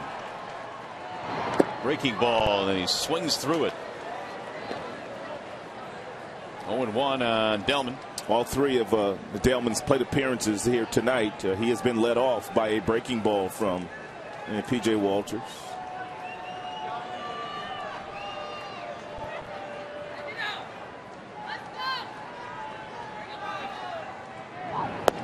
Another one that missed outside, and Delman laid off it.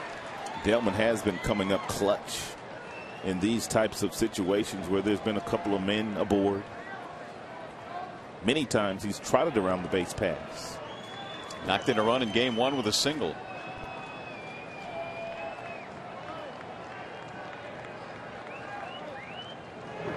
Bouncing ball to short. This might be 2. 6, 4, 3. Boy, oh boy. A double play ends the threat, and we are on our way to the 7th. How about Walters tonight?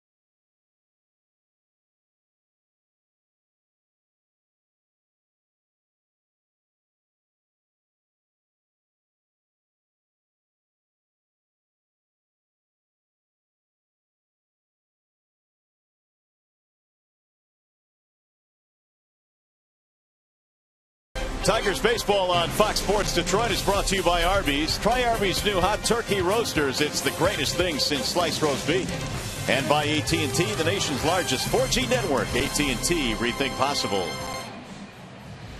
Back here in the Motor City as we go to the top of the 7th, game 2 in this doubleheader. The Tigers won and the Twins won. Each team with 5 hits. Albuquerque back to the mound. Carson, Florimon, and Revere will be set to face him.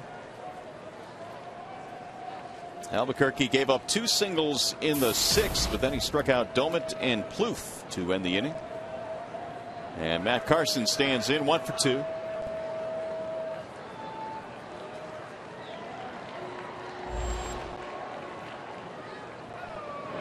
Carson sends a ground ball to third. Cabrera charging on the play, 1 gone. 1 pitch, 1 gone.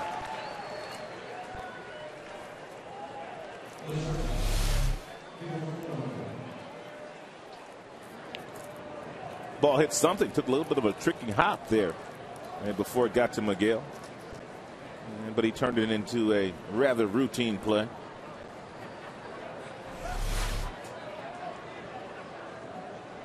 Here is Florimon. Ball 1 outside.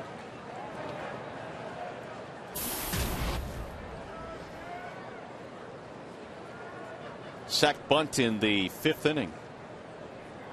But he reached on the throwing error by Drew Smiley. There's a strike, 1-1 the count. More action in the Detroit bullpen. Octavio Dotel and Phil Koch.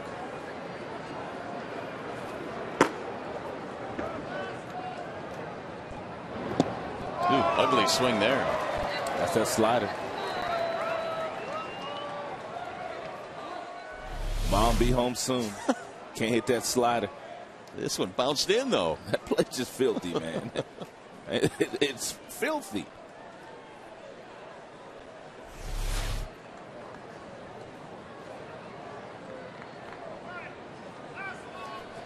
And the 1-2. Oh, he got him. Strike 3. Florimon says, "Con." 96 miles an hour on the outer edge. And Brian O'Nora said, "Yep, caught the corner." Even if that pitch was right down the middle of the plate, Florimon would not have been able to do anything with it. And because he was looking for another slider. Ooh.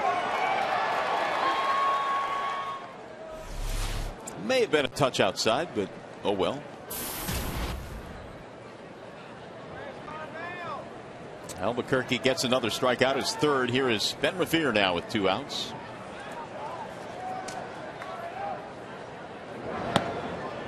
There's a ball high. Albuquerque came on in the 5th. He's pitched through the 6th and now trying to get the Tigers through the 7th.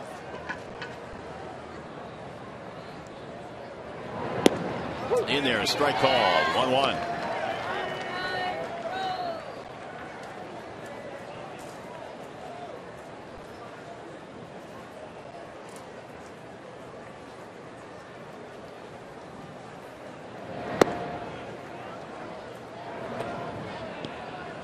Revere reaching on a fielder's choice in the 5th. Otherwise, a strikeout and a ground out. A much more quiet second game than the opener, in which he was 3 for 4.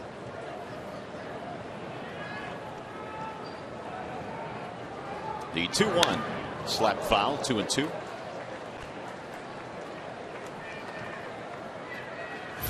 Well, just a reminder as you enjoy a cold one to look forward to Miller Time later in tonight's game, brought to you by Miller Lite. 2-2 on Ben Revere.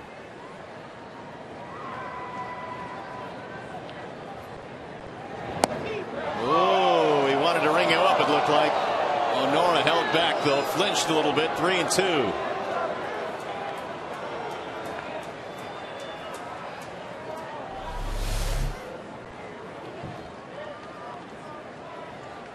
Just a bit inside.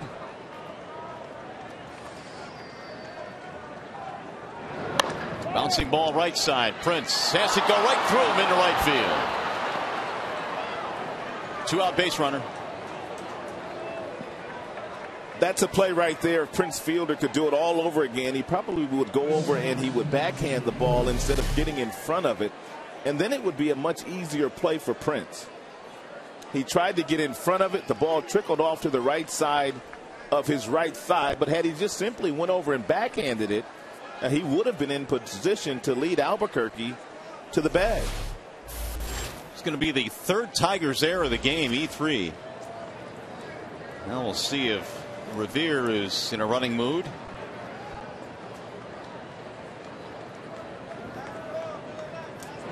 Carroll sends a ground ball right to the bag. It's a foul ball. Right at Prince, who says, I caught it right here in fair ground. Here comes Jim Leland. Chad Fairchild is right there. It sure looked fair.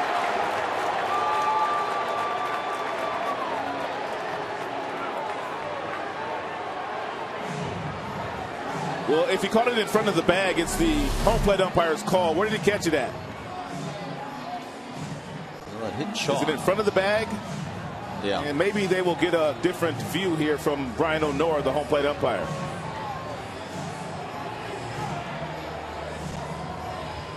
In front of the bag, it's the home plate umpire's call. Behind the bag, the first base umpire's call. But they're not going to talk about it at all.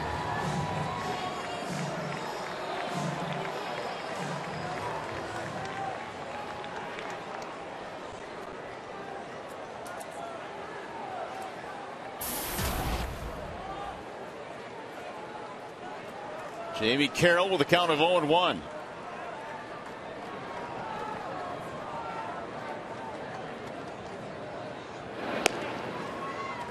Quite frankly, I'm a little surprised that they did not talk about that. Are you?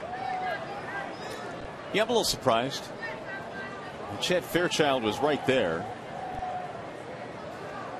And it sure looked like Prince caught it. It certainly hit chalk down the line. And Prince was pointing toward home plate. He was trying to get Chad Fairchild into talking to Brian O'Nora about it, but they didn't.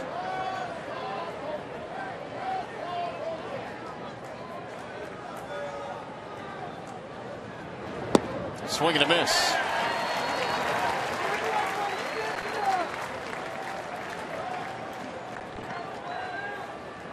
if you're Ben Revere, it's not a bad time to run. He doesn't get thrown out all that often, but even if he does get thrown out, Jamie Carroll's got a fresh count in the top half of the 8th inning. He's down in the count, no balls, 2 strikes. And more than likely, it's going to be a breaking ball from Albuquerque.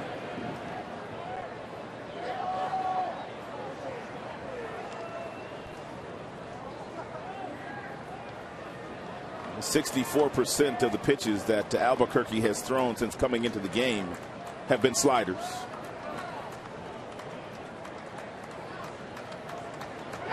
Runner goes. Lifted in the air to right. And that's going to be caught by Bosch. Inning is over. And we go to the stretch.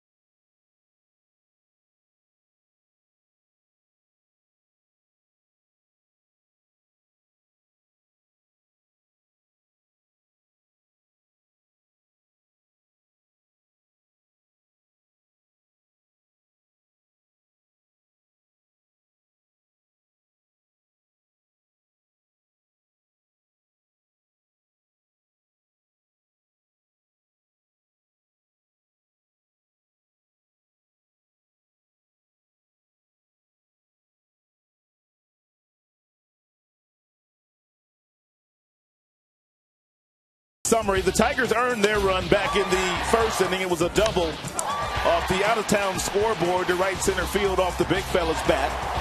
But then the Minnesota Twins were able to tie the score in the 5th, and they got a little bit of a gift run as the bases loaded. Give the base runners some credit here. That would be Carson, who clipped Avila, trying to complete the double play after Cabrera had given them a nice feed. They were able to score a run, but they eventually got Ben Revere caught in a rundown for the 3rd out of the inning. So we have a new pitcher now for Minnesota. That would be Brian Dunsing. The left-hander will take over for the Twins. He's lost 10 games this year. He's won 4. The ERA is 4.77, 63 strikeouts, and 102 innings against 25 walks for Brian Dunsing.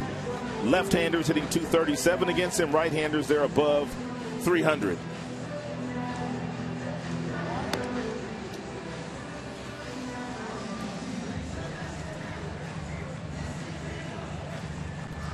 So the Tigers will make a move of their own. Abisail Garcia will pinch hit for Brendan Bosch.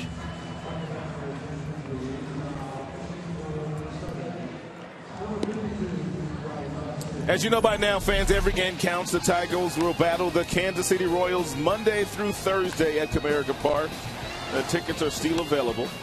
Call 866-66-TIGER or visit tigers.com. Winding down the home schedule. 4 more to go against the Kansas City Royals. And the Tigers close out the year on the road into Minnesota, into KC. It's going to be fun. Tigers trying to win here tonight to tie up Chicago for first place in the Central. So here's Garcia now batting for Bosch. Abisail is 7 for his last 12. And he looks at ball 1 from Dunsing.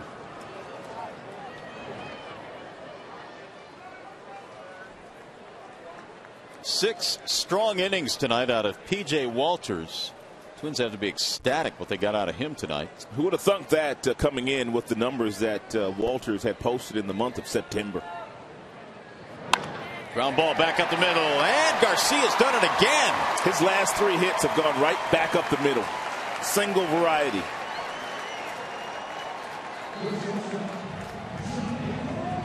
He now has a 6-game hitting streak.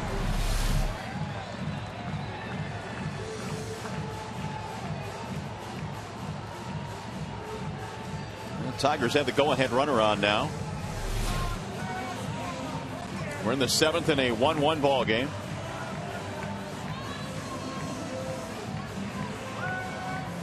Johnny Peralta will step in. Johnny strikeout and a flyout.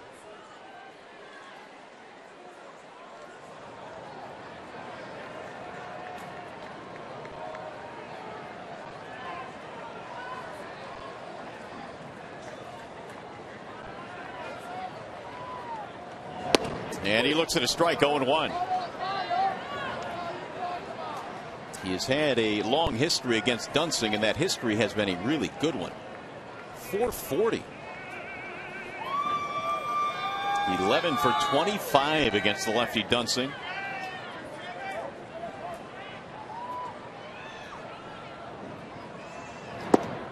Strike called, and now it's 0-2.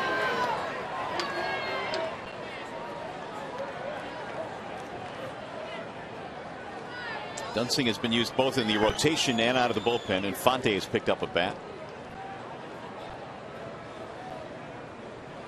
And Jim could use him for Avila, or he could use him for Santiago.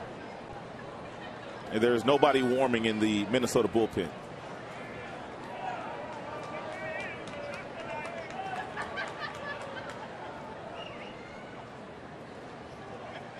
And the 0-2 fouled off.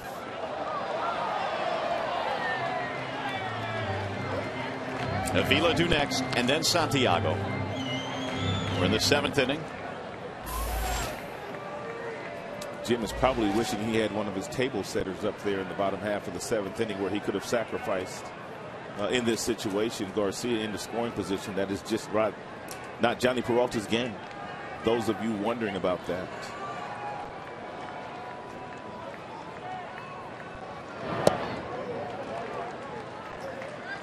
One and two. Walters goes 6, gave up the run in the first inning on a double by Cabrera, and then shut the door the rest of the way. Although the Tigers put on 2 in the 6th inning, but a double play ball. The bat of Delman Young ended that threat. Twins got their run in the 5th inning. And Garcia, the rookie, has led it off with a pinch hit single here in the 7th.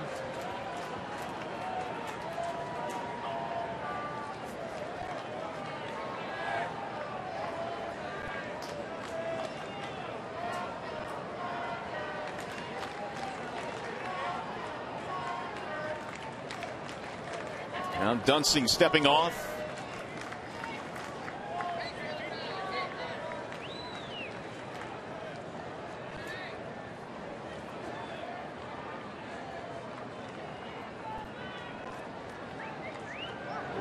Swing and a miss. He struck him out, and Peralta is gone 1 away.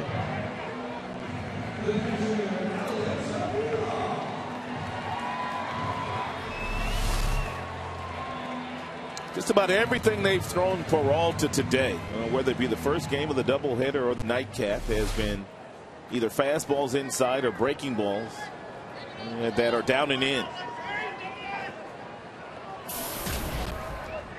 So Avila will hit here with 1 on 1 out. Alex a walk and a ground out.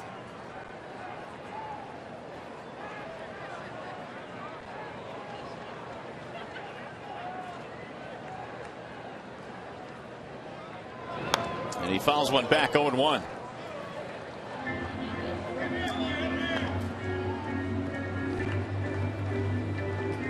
Dunsing began last year in the starting rotation for the Minnesota Twins.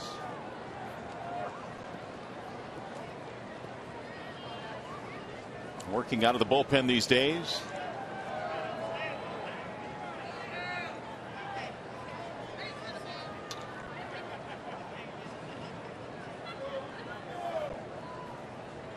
And the 0-1. Right back up the middle. Floravone tags the bag one. And a double play. Double play in the 6th. Double play in the 7th. Tigers turned away as we go to the 8th.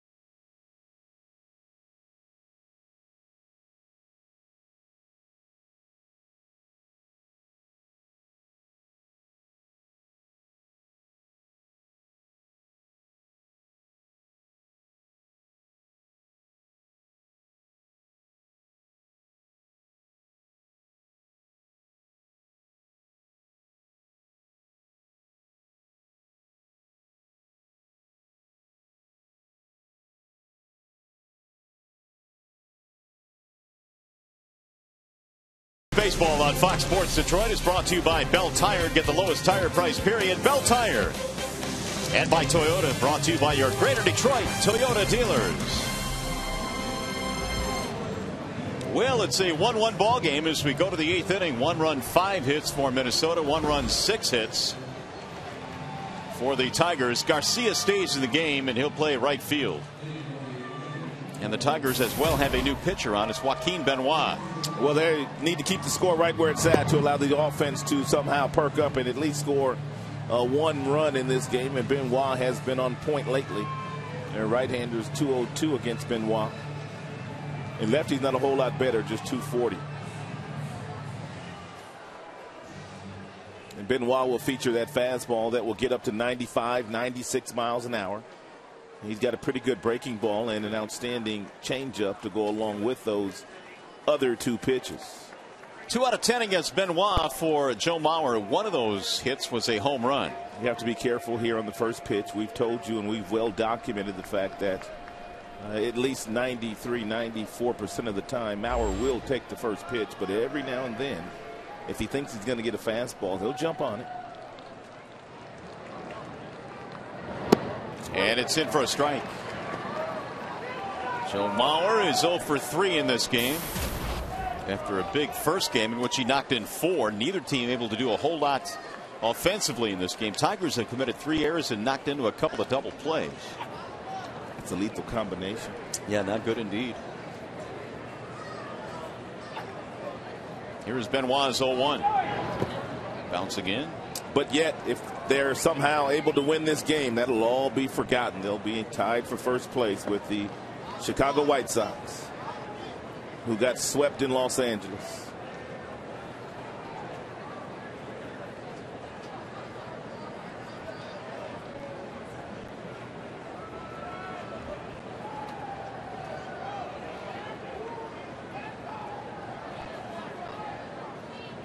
Now the 1-1.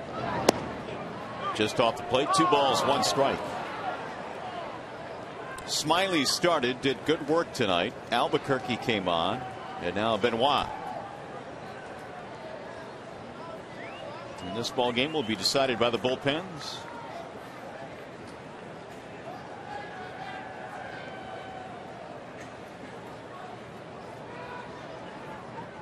Two-1 to Mauer. Tapped toward first. That's a foul ball.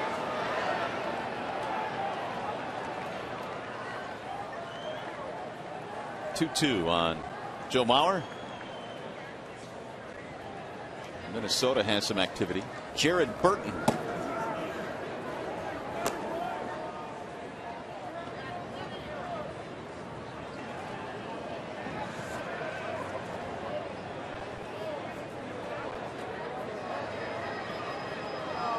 Kevin Rand has to tend to Brian O'Nora.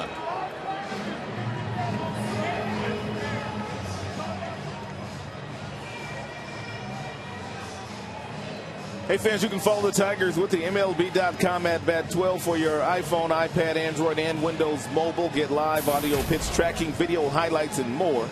Text at BAT to 31826 or visit Tigers.com for details.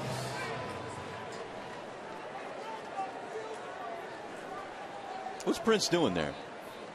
I wasn't watching him, to be honest with you. He's like snapping his fingers by his ears. 2 balls, 2 strikes on Mauer.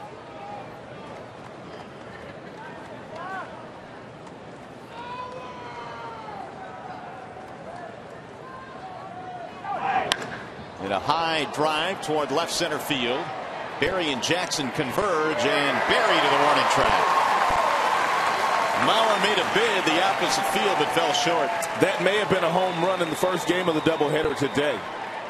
Anything that was flying out to left field with the brisk pace that the wind was blowing out in that direction had a chance of getting out.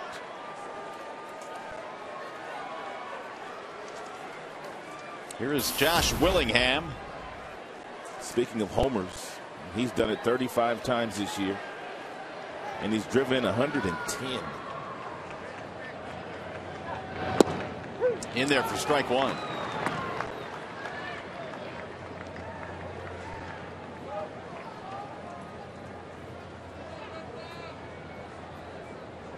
Willingham had a single in his last at bat, a walk in his first at bat. Scored a run in game 1. He is 0 for 2 career against Benoit. Not much history. Way outside. 1 ball and 1 strike.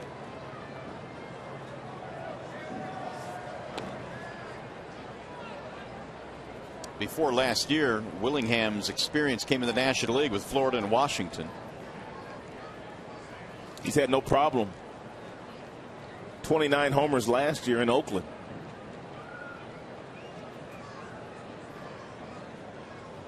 And 35 more this year. The 1-1.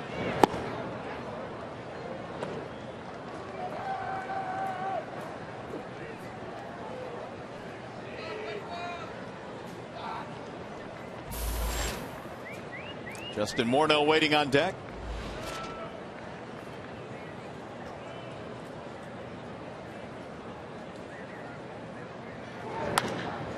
High fly ball center field, routine for Jackson. 2 outs. It's a nice job of pitching there by Benoit. If you're going to get beat by Willingham, you want him to beat you to straightaway center field or to right field, where he does not have nearly the same kind of power that he does to left field. Morneau against Benoit is 3 for 13, 9 strikeouts.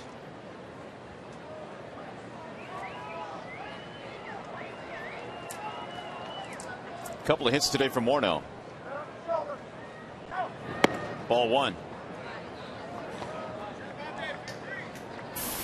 And Morneau could have had 3 hits had he not been robbed by Quentin Berry way back in the first inning. Average up to 276.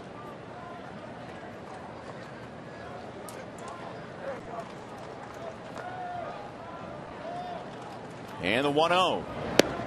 On the outer edge, 1-1 on Morneau.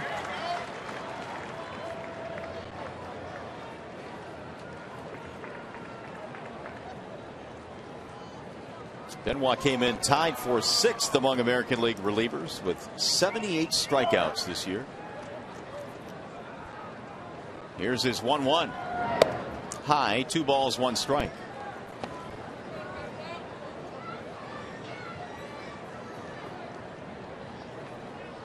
Benoit has enough confidence in his secondary pitches not to give in here to Morneau in a fastball count. And here comes that changeup. Swing and a miss. It's a beautiful weapon. There are a lot of guys in the major leagues that don't have enough confidence in their secondary stuff to throw an off-speed pitch in a fastball count because they just don't have confidence in that pitch, but Benoit not one of those.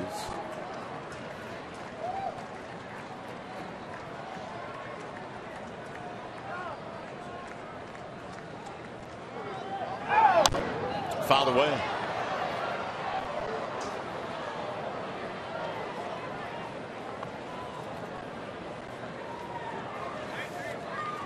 Two out, nobody on. We're in the top of the 8th inning in a 1-1 game. Final game in this series.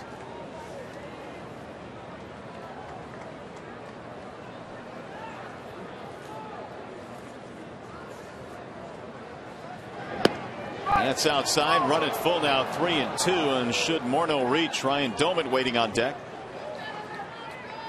Same situation applies to the 2-1 count. He can go change up, he could go slider, or he can go 96 with his fastball.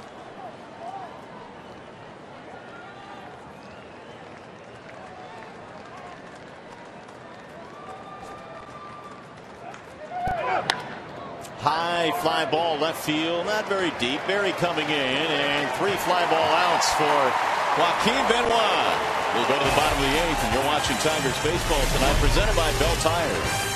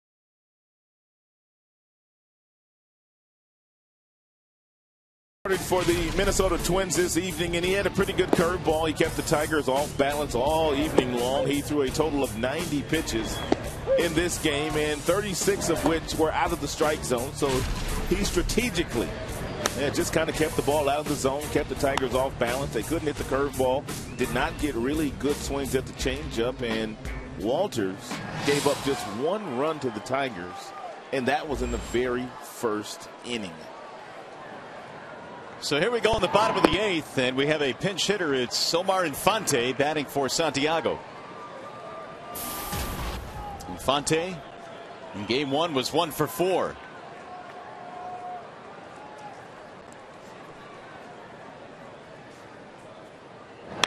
And he drives one toward left field, and it is caught on a line right at Willingham. Hit it hard, 1 gone.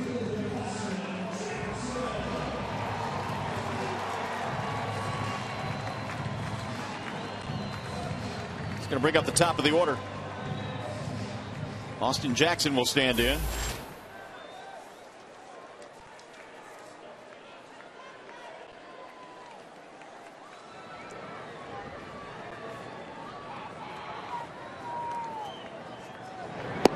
It was a good start to the night for Jackson. He singled way back in the first and then eventually scored 2 batters later when Cabrera doubled him in.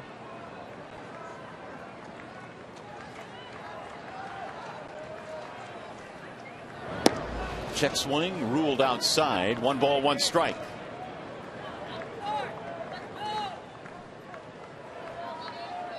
Dunsing came on in the 7th. Gave up a hit but got a double play ball. That's in for a strike, 1-2.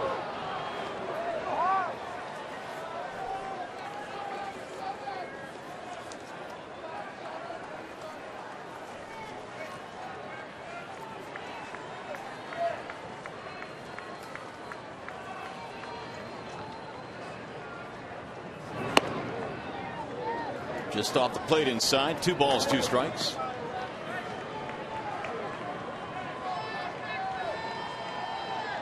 On deck, Quentin Berry waiting his turn. 2-2 on Austin Jackson. Swing and a miss, and down he goes. 2 gone. Dunsing, his 2nd strikeout. The previous pitches to Austin Jackson in this pitch sequence were all at the top of the zone, whether it be a fastball or whether it be the changeup that Dunsing is featured. Then he changes eye level by going to the bottom of the zone with that big bender, and he got Jackson to swing and miss. So here's Berry trying to get something started. Singled back in the 6th. And he taps one foul behind home plate, 0-1.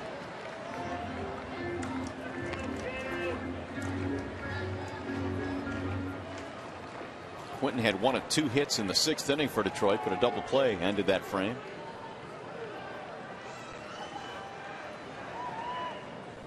Here's the 0-1. Check swing, little pop up, and caught by Dunsing. That'll end the inning. It's a 1-2-3 8th for the Minnesota lefty.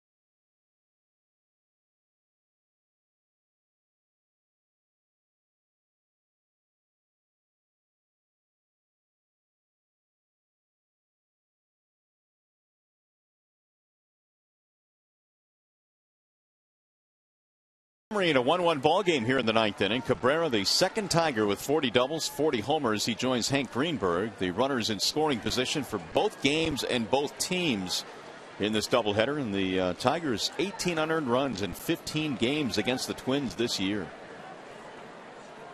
So Joaquin Benoit goes back to the hill facing Ryan Domit here in the 9th inning. And Domit takes ball 1 high. 1 run, 6 hits for Detroit. 1 run, 5 hits for Minnesota. And Benoit threw only 16 pitches in the 8th inning, which meant no problem for Jim Leyland to run him back out there for 1 more. He pops it in the air. Left side of the infield. To the grass goes Peralta. All 4 of the outs that Benoit has recorded since coming into the game have been in the air. Infante staying in the game to play second base. Here's Trevor Plouffe.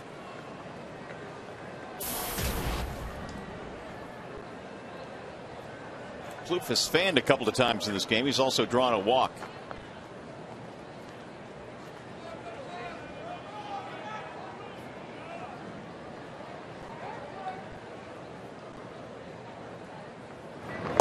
Ball one from Benoit. 4 up, 4 down against the Tigers reliever.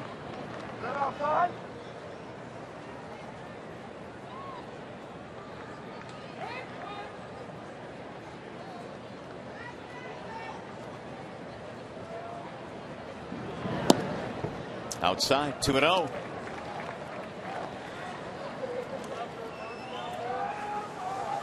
Glenn Perkins is in the bullpen along with Burton. So Burton and Perkins warming up.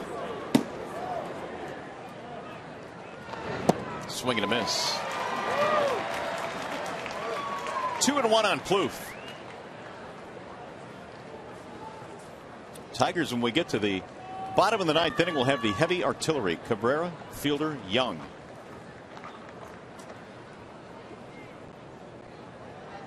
And the hope is it remains a 1-1 game.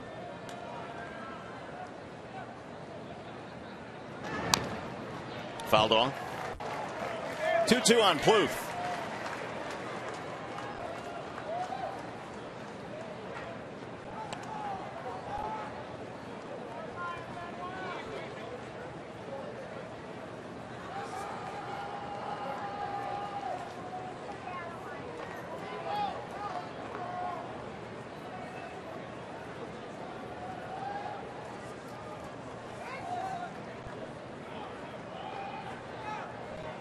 Benoit ready with the 2-2 pitch. Here it is. Swing and a tip into the glove for strike 3. 2 gone. He fell behind him 2-0 and comes back to strike him out. Well, Benoit knew if, even though he fell behind Plouffe, 2 balls, no strikes, Plouffe would be looking to hit the ball at the ballpark. So the next 3 pitches were all away from Plouffe, and he swung through the last one. He's going to bring up Matt Carson. Single back in the 5th inning.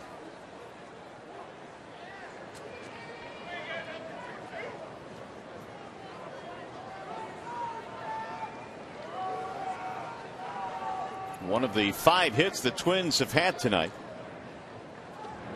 Swing and a miss.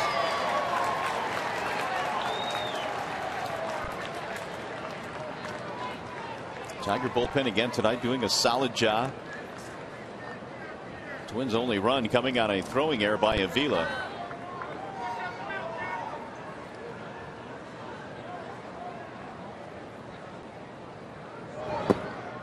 Low, 1 ball, 1 strike.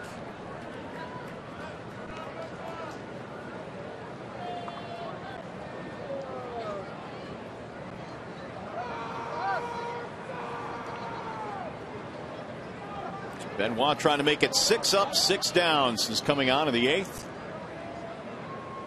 Here's the 1-1. Swing and a miss. 1-2 on Matt Carson.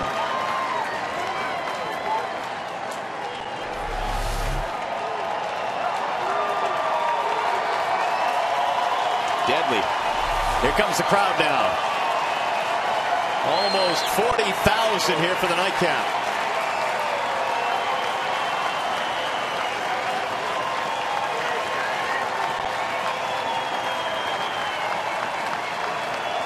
And the 1-2. Fouled off.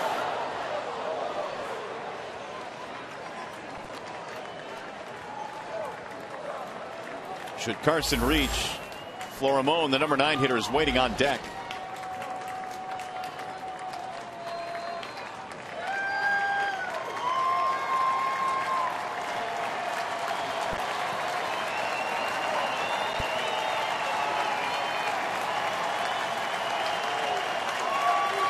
One ball, 2 strikes on Matt Carson. 2 out here in the 9th inning.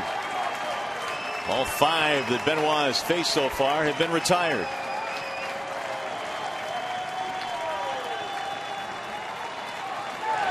Swing and a miss, struck him out. Benoit stomps off the mound. Another 1-2-3 inning. And for the Tigers in the bottom of the 9th, Cabrera, followed by Fielder, and then Young. Heavy artillery coming up.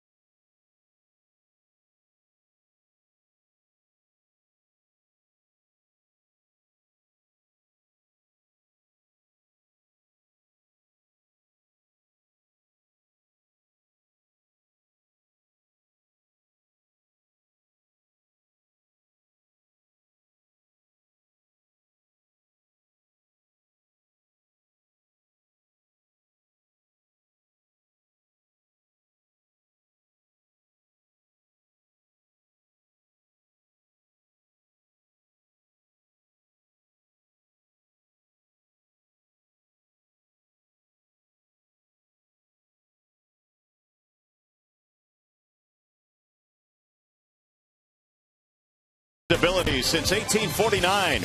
Your Metro Detroit Chevy dealers. Visit ChevyDetroit.com. See why Chevy drives the Motor City. And by Wallside Windows. Like us on Facebook and enter the contest for a chance to win great prizes. Well, back here at the ballpark, we're going to the bottom of the ninth inning in a 1-1 tie, and the Tigers will have Cabrera leading it off. And they've been dancing and having fun here tonight.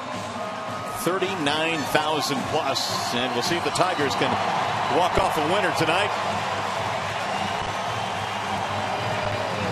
Miggy for MVP.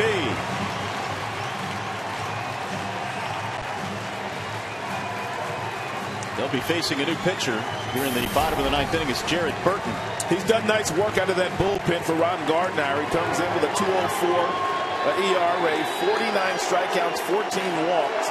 And right-handed batters hitting just 157 against him, but he is facing the best right-handed batter in all of baseball right now in Miguel Cabrera. The former Cincinnati Red goes to work now against Cabrera. Double and an RBI in this game. And the fans are on their feet. First pitch is hammered back out of play, 0-1. 133 RBIs and just a little bit of history between these two. Cabrera 1 for 3 against Burton.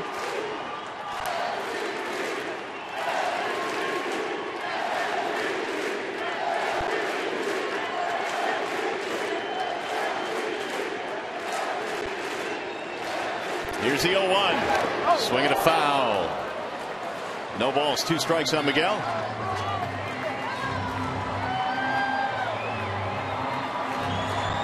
From the 7th inning and beyond, Cabrera does some of his best work. 16 of his 42 home runs have been hit 7th inning or later. And the crowd hoping to go home happy tonight.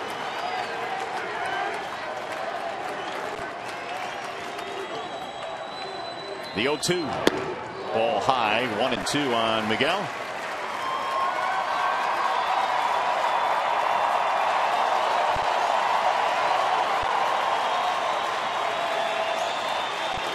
Tigers win tonight. They're in a first place tie with Chicago.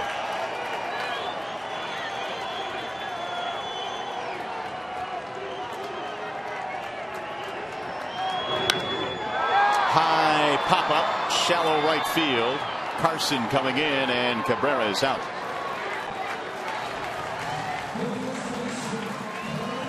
One away. That'll bring up Prince Fielder.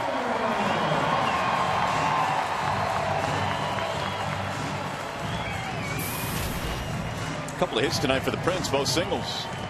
And his average up at a solid 308.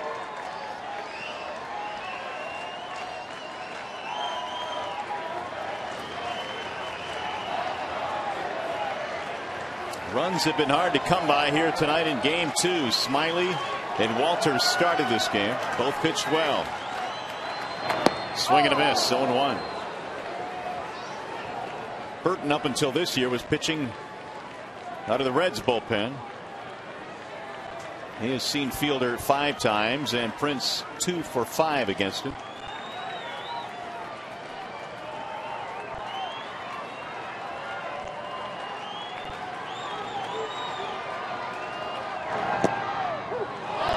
Two.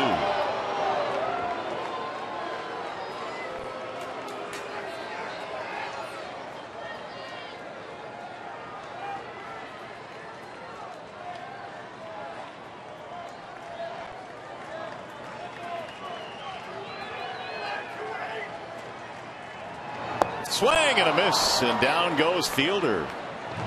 2 gone. Fans, you know the drill by now. As soon as this game ends, our coverage will continue with Tigers Live. You will hear from the manager, Jim Leland. Plus, we will break down the game and show you all the highlights. Tigers Live immediately after the game from the Call Sam Studios right here on Fox Sports Detroit. Jose Valverde is up in the Detroit bullpen. Burton throwing nothing but strikes, able to get ahead of Miguel. No balls, 2 strikes, and did the same thing against Fielder before striking him out. See if this one stays in play. Morneau heading back toward the railing, and he dropped it. No, it hit the railing. We'll see if Delman can take advantage of that. Should have been an out. Yes, it should have been.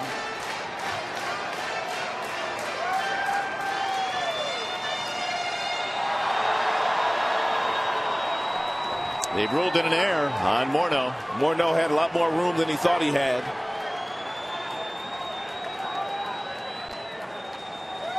Now can Delman make him pay? Swing and a miss. 0-2 on Young. 0 for 3 in this one.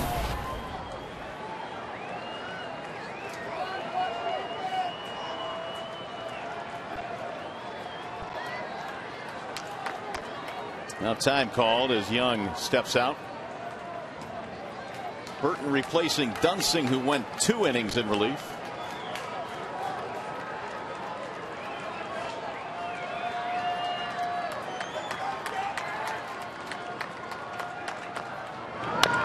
Bouncing ball. Florimone. And Burton has himself a 1-2-3 inning as he goes through the teeth of the Tigers lineup. Extra innings here at the ballpark tonight.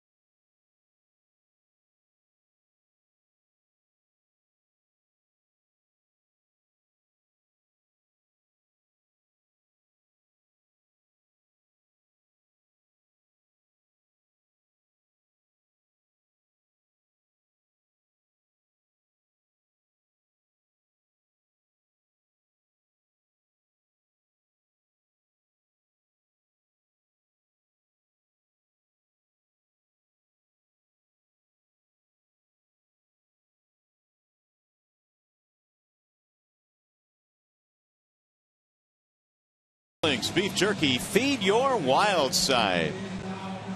We've got extra innings here tonight as Jose Valverde now will take over as we go to the 10th.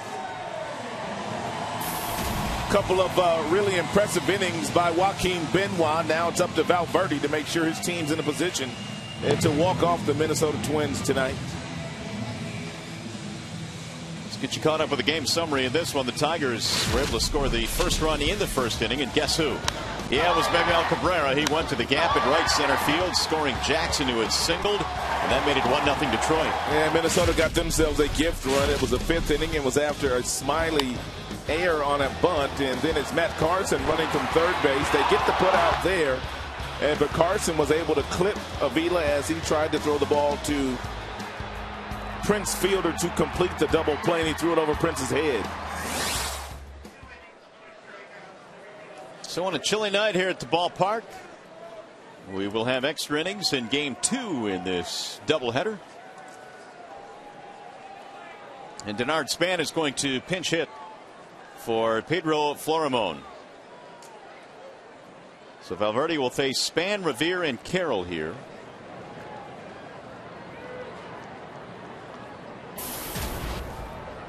Span played in the first game and was hitless. In fact, he was 0 for 5. A couple of strikeouts. He's had great numbers over his career against Tigers pitching. The best of any team that he's played against since coming to the major leagues. And he looks at strike 1 from Jose. Imperative that Papa Grande keep him off the base paths.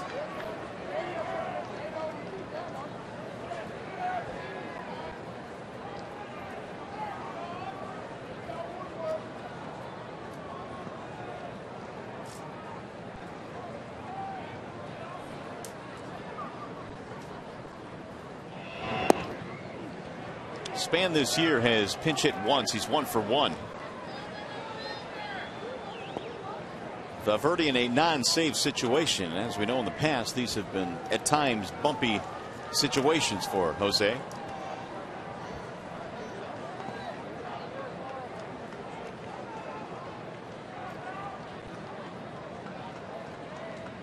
Here's the 1-1 pitch. Pulled foul down the line at first base. Span behind in the count now, 1-2.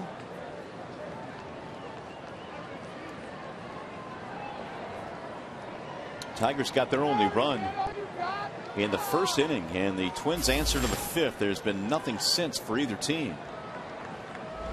Then Revere waiting on deck.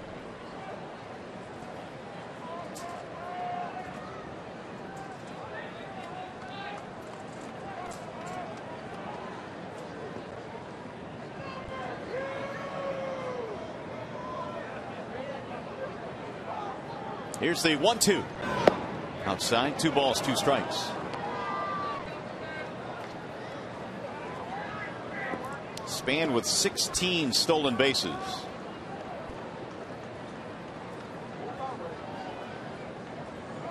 It's been a struggle for runs for the Tigers. They scored 4 runs, 6 hits in the first game, but were handily defeated 10-4.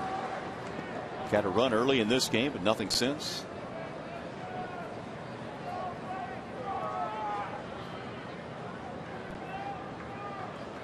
And the 2-2. Bouncing ball right side, and it's going to find a hole. Base hit. Span is aboard with a leadoff single. He found a seam to the right side of the infield. Well, Tigers are going to have to make a play here on the bunt. And with Ben Revere coming to the dish.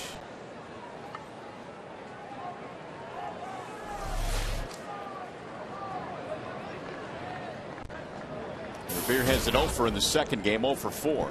I told you earlier that both Revere and Span, real good bunters. They worked a lot with Rod Carew on bunting in spring training.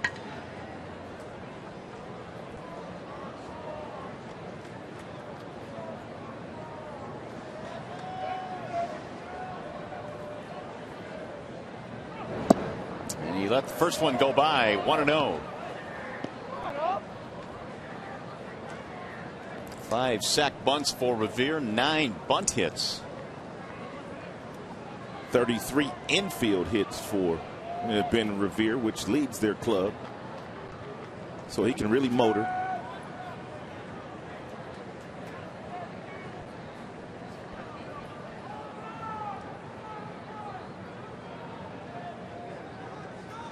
Here's the 1-0.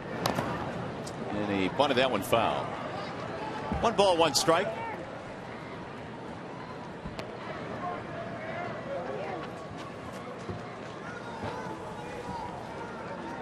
And Revere trying to bunt the ball down toward first base. Miguel Cabrera at third base has no responsibility, but Prince Fielder does have a responsibility of holding Denard Span on first base, so he can't vacate his position prematurely. Therefore, the play on this situation is to bunt in that direction, if you can. Runner goes, and a ground ball foul. Thank you very much. Let's hope that works into the Tigers' favor.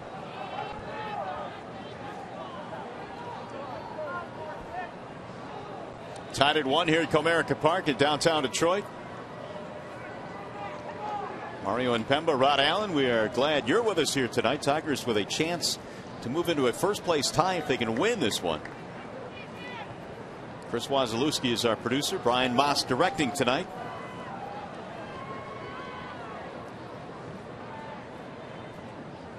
And the 1-2.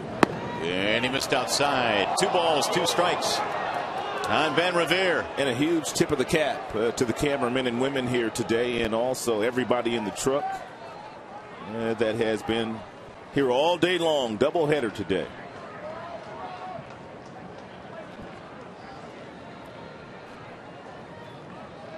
Two and 2.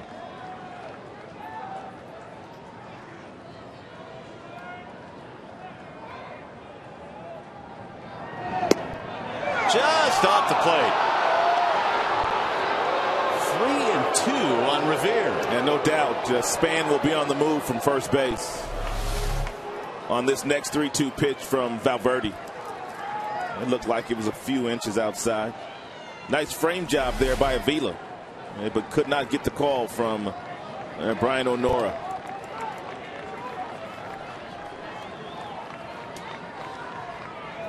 So now Span on the move, and a bouncing ball left side. Cabrera has it, and his throw is in time, so the runner advances to second with one out.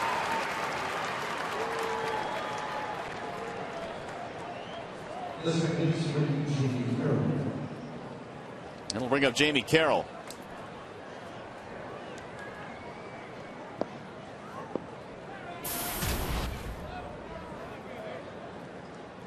Carroll had a single in his first at bat of the night.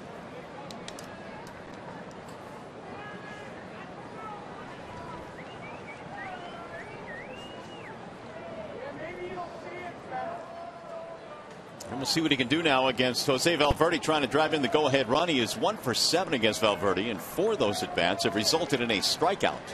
And Tom Brookins, who handles the outfielders for the Tigers, he brought a lot of the guys in because he's anticipating maybe a base hit, and he wants his guys to have an opportunity to throw Span out at home plate.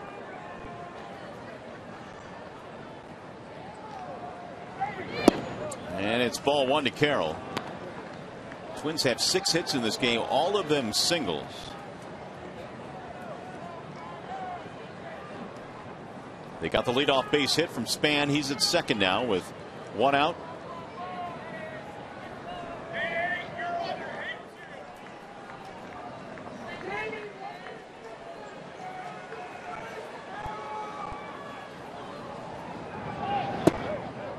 Low, 2-0. Now here's another reason why they brought all the outfielders in at their respective positions. Is Carroll's not necessarily a pull hitter, but he goes up the middle. He goes the opposite way.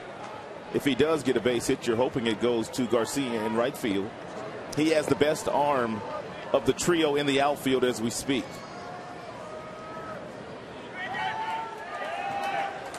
They're trying to move Garcia a little bit. Now they've got him stationed where they want him. Now the 2-0 pitch coming up to Carroll.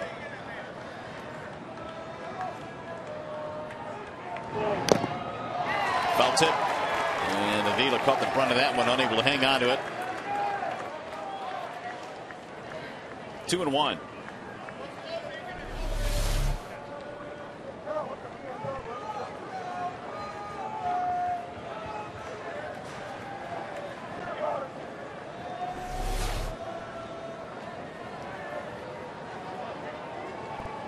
Those foul tips on a cool night like tonight will hurt a little longer. Avila will take one of those ice baths after the game today. He told me he takes one after every game, regardless of the weather.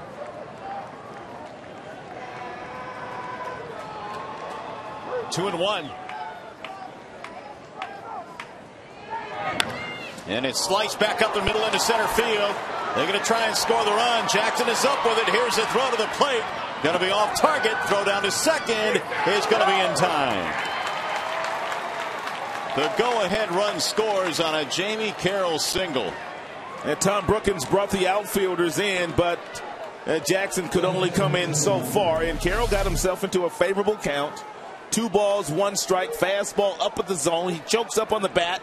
He was able to hit the ball in the center field. Jackson came up, fired home, but not before the speedy Span was able to score. Not sure Carroll needed to run himself into an out there. No, he did not.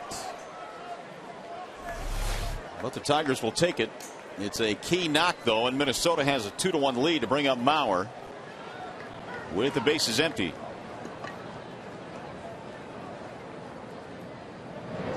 Ooh, what was that?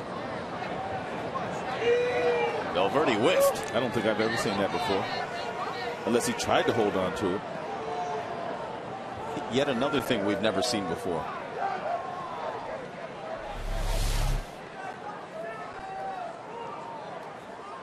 Yeah, he held on to it.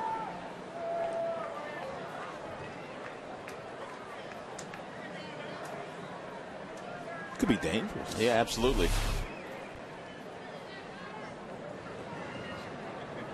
Mauer in this game 0 for 4. Ball outside. 1-0 the count.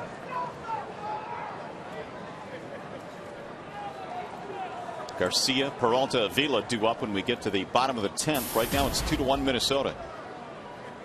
Span pinch hits, leads off with a single. Moves to second on the ground out, scores on the hit by Carroll.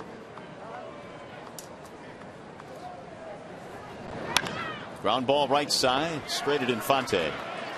And that will end the inning. However, the Twins take the lead as we go to the bottom of the 10th inning. It's now 2-1 Minnesota.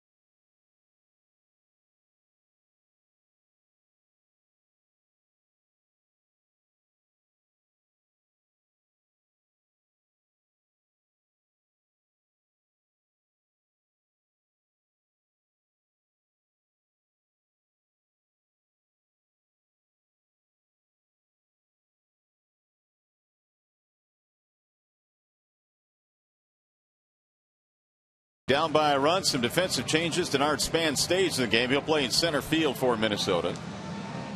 Ben Revere, meanwhile, will move to right field.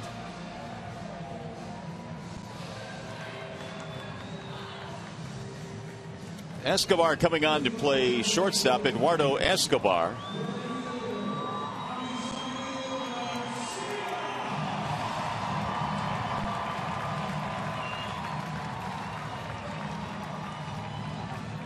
And Carson now will move to left field. It means Willingham's out of the game. And Glenn Perkins is on to try and save this one now for Minnesota.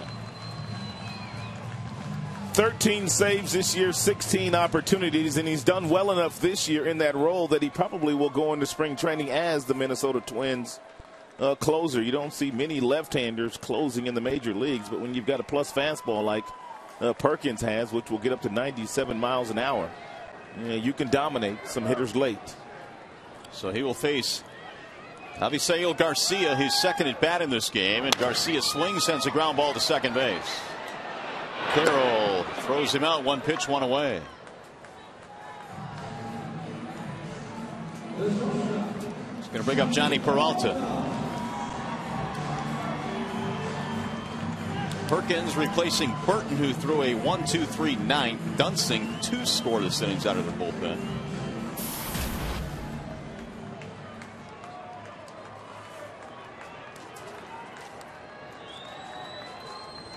Johnny is 0 for 3 in this game, fouls it back. 0-1. Only 6 Tigers hits in this contest. They scored a run in the first, have not scored since.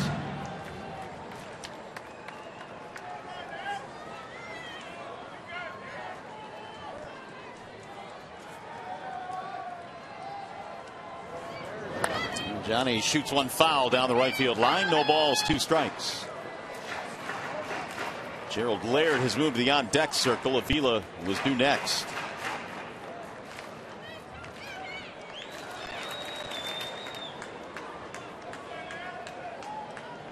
And the 0-2. Popped up foul, back out of play.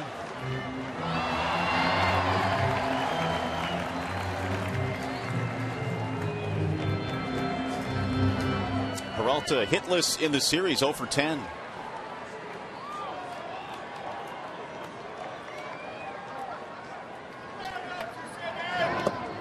inside. 1 ball, 2 strikes.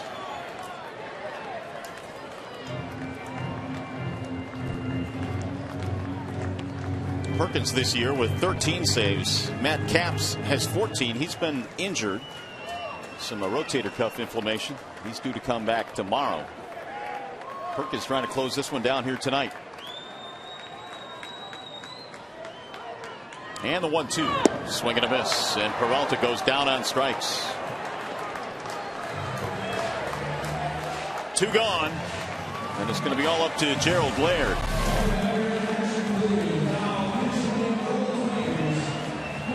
Laird for Avila.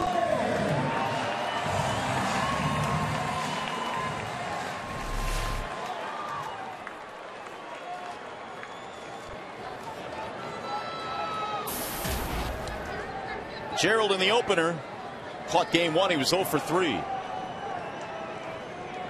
Batting .278.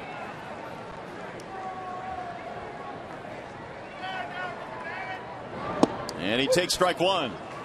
Well, Perkins gets ahead. 6 Tigers hits in this game, 5 singles and a double. The double belonged to Cabrera to not get a run in the first. Here's the 0-1. In the air toward right field. Long run for Revere. He gets there, and the Twins sweep the doubleheader. Disappointing couple of losses here today by the home team. And P.J. Walters, who had given up quite a few runs coming into this start. And the Tigers could do nothing with him tonight. So the White Sox will take a 1-game lead into play tomorrow. Tigers had a chance to tie him up, but there's still plenty of time left and only a 1-game spread. That's right. Final score in this one, 2-1 in favor of Minnesota as they sweep the Tigers. Back with more.